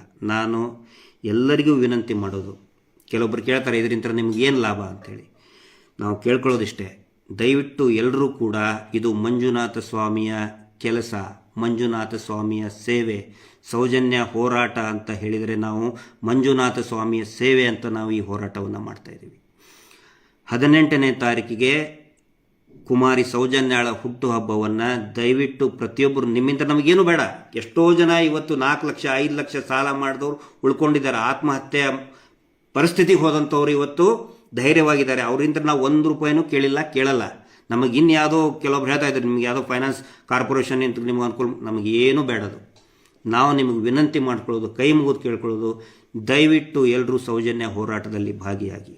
18ನೇ ತಾರೀಕಿಗೆ ಎಲ್ಲರೂ ಕೂಡ ಸೌಜನ್ಯಾಳ ಹುಟ್ಟುಹಬ್ಬ. ಕೇಕ್ ಕಟ್ ಮಾಡೋಕ್ಕೆ ಹೋಗಬೇಡಿ, ಕೇಕ್ ಕಟ್ ಮಾಡಿ ಅಂತ ನಾವು ಹೇಳ್ತಾ ಇಲ್ಲ. ಆದರೆ ಎಲ್ಲರೂ ನಿಮ್ಮ DPಯಲ್ಲಿ ಸೌಜನ್ಯ, ಜಸ್ಟಿಸ್ ಫಾರ್ ಸೌಜನ್ಯ ಅಂತ ಈ ರೀತಿ ಒಂದು DPಯಲ್ಲಿ ಹಾಕಿ ಸೌಜನ್ಯಳಿಗೆ ನ್ಯಾಯ ಸಿಗಲಿ, ಸೌಜನ್ಯಳಿಗೆ ನ್ಯಾಯ ಸಿಗಲಿ. 18ನೇ ತಾರೀಕಿಗೆ ದಯವಿಟ್ಟು ಈ ರಾಜ್ಯದ ಯಾರ್ಯಾರು ಈ ನಮ್ಮ ವಿಡಿಯೋ ಫೇಸ್ಬುಕ್ ನೋಡ್ತಾ ಇದ್ದೀರಿ, ಯಾಕಂತ ಹೇಳಿದರೆ ಏನು ಇವರು ಸುಳ್ಳು ಹೇಳ್ತಾರಲ್ಲ, ಅಷ್ಟು ಬಡ್ಡಿ ಇಷ್ಟು ಬಡ್ಡಿ ಅಂಥೇಳಿ ಇಷ್ಟೆಲ್ಲ ಸುಳ್ಳು ಹೇಳಿದವರು ಅವತ್ತು ಕೂಡ ಒಬ್ಬ ಸಂತೋಷ್ ರಾವ್ ಅಂತ ಅಮಾಯಕನನ್ನು ಸೇರಿಸಿಬಿಟ್ರು. CC ಕ್ಯಾಮ್ರಾನೆಲ್ಲ ಮುಚ್ಚಿಟ್ಕೊಂಡ್ರು. ಬರೀ ಸೌಜನ್ಯ ಅಲ್ಲ, ಅನೇಕ ಹೆಣ್ಣುಮಕ್ಕಳ ಅತ್ಯಾಚಾರವನ್ನು ಮಾಡಿದರು. ಮಹೇಶ್ ಶೆಟ್ಟಿ ತಿಮ್ರೋಡಿ ಅವರು ಪ್ರಶ್ನೆ ಮಾಡಿದರು, ಅವ್ರನ್ನ ಎನ್ಕೌಂಟರ್ ಮಾಡೋದಕ್ಕೆ ಪ್ರಭಾವ ಬೀರಿದಂಥ ವ್ಯಕ್ತಿಗಳು ಇವರು. ಏನು ಮೀಟರ್ ಬಡ್ಡಿ ನಿಮಗೆ ಅದಕ್ಕೆ ಏನು ಸಂಬಂಧ ಅಂತ ಕೇಳ್ತಾರಲ್ಲ, ಅವ್ರಿಗೆ ಉತ್ತರ ಕೊಡ್ತಾ ಇದ್ದೀನಿ ನಾನು. ಇದೇ ಮೀಟರ್ ಬಡ್ಡಿ ದಂಧೆಯಿಂದ ಮಾಧ್ಯಮಗಳನ್ನು, ದೊಡ್ಡ ದೊಡ್ಡ ವಕೀಲರಿಗೆ, ರಾಜಕಾರಣಿಗಳಿಗೆ ಇಲೆಕ್ಷನ್ ಫಂಡ್ ಕೊಟ್ಟು ಈ ಅವರು ಮಾಡ್ತಾ ಇರುವಂಥ ಅತ್ಯಾಚಾರವನ್ನು ಹತ್ತಿಕ್ತಾ ಅದರ ಬಯಲಿಗೆ ಬರಲಾರ್ದಂಗೆ ನೋಡ್ಕೊಳ್ತಾ ಇದ್ದಾರೆ. ಅದರ ಸಲುವಾಗಿ ಹೋರಾಟ ಮಾಡ್ತಾ ಇದ್ದೀವಿ ಸ್ನೇಹಿತರೆ. ಎಲ್ಲರಲ್ಲಿ ಕೂಡ ನಂದು ವಿನಂತಿ ಇದೆ, 18ನೇ ತಾರೀಕೆ ರಾಜ್ಯದ ಪ್ರತಿಯೊಬ್ಬರು ಕೂಡ ಯಾರ್ಯಾರು ನೋಡ್ತಾ ಇದ್ದೀರಿ ದಯವಿಟ್ಟು ಈ ಹೋರಾಟಕ್ಕೆ ನಮ್ಮ ಜೊತೆಗೆ ಬನ್ನಿ. ಮಹೇಶ್ ಶೆಟ್ಟಿ ತಿಮ್ರೋಡಿ ಅವರ ಹೋರಾಟಕ್ಕೆ, ಸೌಜನ್ಯ ಕುಟುಂಬಕ್ಕೆ ಮತ್ತು ಯಾರು ಅತ್ಯಾಚಾರದಿಂದ ಕೊಲೆಯಾಗಿ ಅಸುನೀಗಿದ್ದಾರೆ, ಅತ್ಯಾಚಾರದಂಥ ಅತಿ ಘೋರ ಭಯಾನಕ ಕೃತ್ಯಕ್ಕೆ ತುತ್ತಾಗಿದ್ದಾರೆ, ಅವ್ರಿಗೋಸ್ಕರ ಈ ಹೋರಾಟದಲ್ಲಿ ಬನ್ನಿ. ಇದು ಮಂಜುನಾಥ ಸ್ವಾಮಿಯ ಸೇವೆ. ನಾವು ದೇವಸ್ಥಾನದ ವಿರುದ್ಧ ಖಂಡಿತ ಅಲ್ಲ, ನಾವು ದೇವಸ್ಥಾನದ ಭಕ್ತರು. ನಾವು ಇವರು ಈ ವ್ಯಕ್ತಿ ಇವತ್ತು ಪ್ರತಿ ಅವ್ರ ಬುಕ್ಕಲ್ಲಿ ಮಂಜುನಾಥ ಸ್ವಾಮಿ ಫೋಟೋ ಹಾಕ್ತಾರೆ, ಧರ್ಮಸ್ಥಳದ ಫೋಟೋ ಹಾಕ್ತಾರೆ. ಇದೇ ವ್ಯಕ್ತಿ ಧರ್ಮಸ್ಥಳ ಹಿಂದೂಗಳದ್ದು ಅಲ್ಲ, ನಾವು ಜೈನರು, ಧರ್ಮಸ್ಥಳ ದೇವಸ್ಥಾನನೇ ಅಲ್ಲ, ಅದು ನಮ್ಮ ಜೈನರ ಸ್ವಂತ ಆಸ್ತಿ, ಇನ್ಸ್ಟಿಟ್ಯೂಟ್ ಅಂತ ಬರೆದು ಕೊಟ್ಟಂತಹ ಈ ವ್ಯಕ್ತಿ ಇವತ್ತು ಬಡ್ಡಿ ವಸೂಲಿ ಮಾಡೋದ್ರ ಸಲುವಾಗಿ ಹಿಂದೂಗಳ ಪವಿತ್ರ ದೇವಸ್ಥಾನವಾದಂಥ ಧರ್ಮಸ್ಥಳದ ಹೆಸರನ್ನು ಉಪಯೋಗ ಮಾಡಿಕೊಳ್ತಾರೆ. ಮಂಜುನಾಥ ಸ್ವಾಮಿಯ ಫೋಟೋವನ್ನು ಮುಂದಿಟ್ಟು ದುಡ್ಡನ್ನು ವಸೂಲಿ ಮಾಡ್ತಾ ಇದ್ದಾರೆ. ಅನ್ಯಾಯ ಅಲ್ವಾ ಇದು? ದೇವರ ವ್ಯಾಪಾರ ಅಲ್ವಾ ಇದು? ಹೋರಾಟ ಮಾಡಕ್ಕೆ ಬಂದರೆ ನೀವು ದೇವರಿಗೆ ಅವಮಾನ ಮಾಡ್ತೀರಿ ಅಂತಿದ್ರಿ. ನಮ್ಮ ದೇವರು ರೀ ಅದು, ಹಿಂದೂಗಳು, ನಾವು ಹಿಂದೂಗಳು, ನಮ್ಮ ಪವಿತ್ರ, ನಮ್ಮ ಸನಾತನ ಹಿಂದೂ ಧರ್ಮದ ದೇವರದು. ಅಂತ್ಯೋದಯ ದೀನದಲಿತರಿಗೆ ಸಿಗಬೇಕು ಅನ್ನುವಂಥ ಯೋಜನೆ, ಅದರ ಮೂಲ ಪುರುಷ ದೀನ್ ದಯಾಳ್ ಉಪಾಧ್ಯಾಯರ ಅಂತ್ಯೋದಯ ಯೋಜನೆಯನ್ನು ನುಂಗಿ ನೀರು ಕುಡಿದಿದ್ದಾರೆ. ಇದು ನಿಮ್ಗೆ ಅರ್ಥ ಆಗಲಿ. ದಯವಿಟ್ಟು ಎಲ್ಲರೂ ಜಾಗೃತರಾಗಿ, ಯಾರೂ ಇವರಿಗೆ ಹೋಗಿ ದುಡ್ಡು ಕಟ್ಟಬೇಡಿ. ನೀವು ಕೊಟ್ಟಿರೋಂಥ ಎಲ್ಲ ದುಡ್ಡು ಕೂಡ ಇವರ ಸ್ವಂತ ಲಾಭಕ್ಕೋಸ್ಕರ ಉಪಯೋಗ ಮಾಡ್ಕೋತಾರೆ. ಹೋರಾಟದಲ್ಲಿ ಭಾಗಿಯಾಗಿ ಅಂತ ಮತ್ತೊಮ್ಮೆ ತಮಗೆ ಹೇಳ್ತಾ ಇವತ್ತಿನ ಈ ಲೈವ್ ಪ್ರೋಗ್ರಾಮನ್ನು ಮುಗಿಸ್ತಾ ಇದ್ದೀನಿ. Justice for Soujanya. ನಮಸ್ತೆ.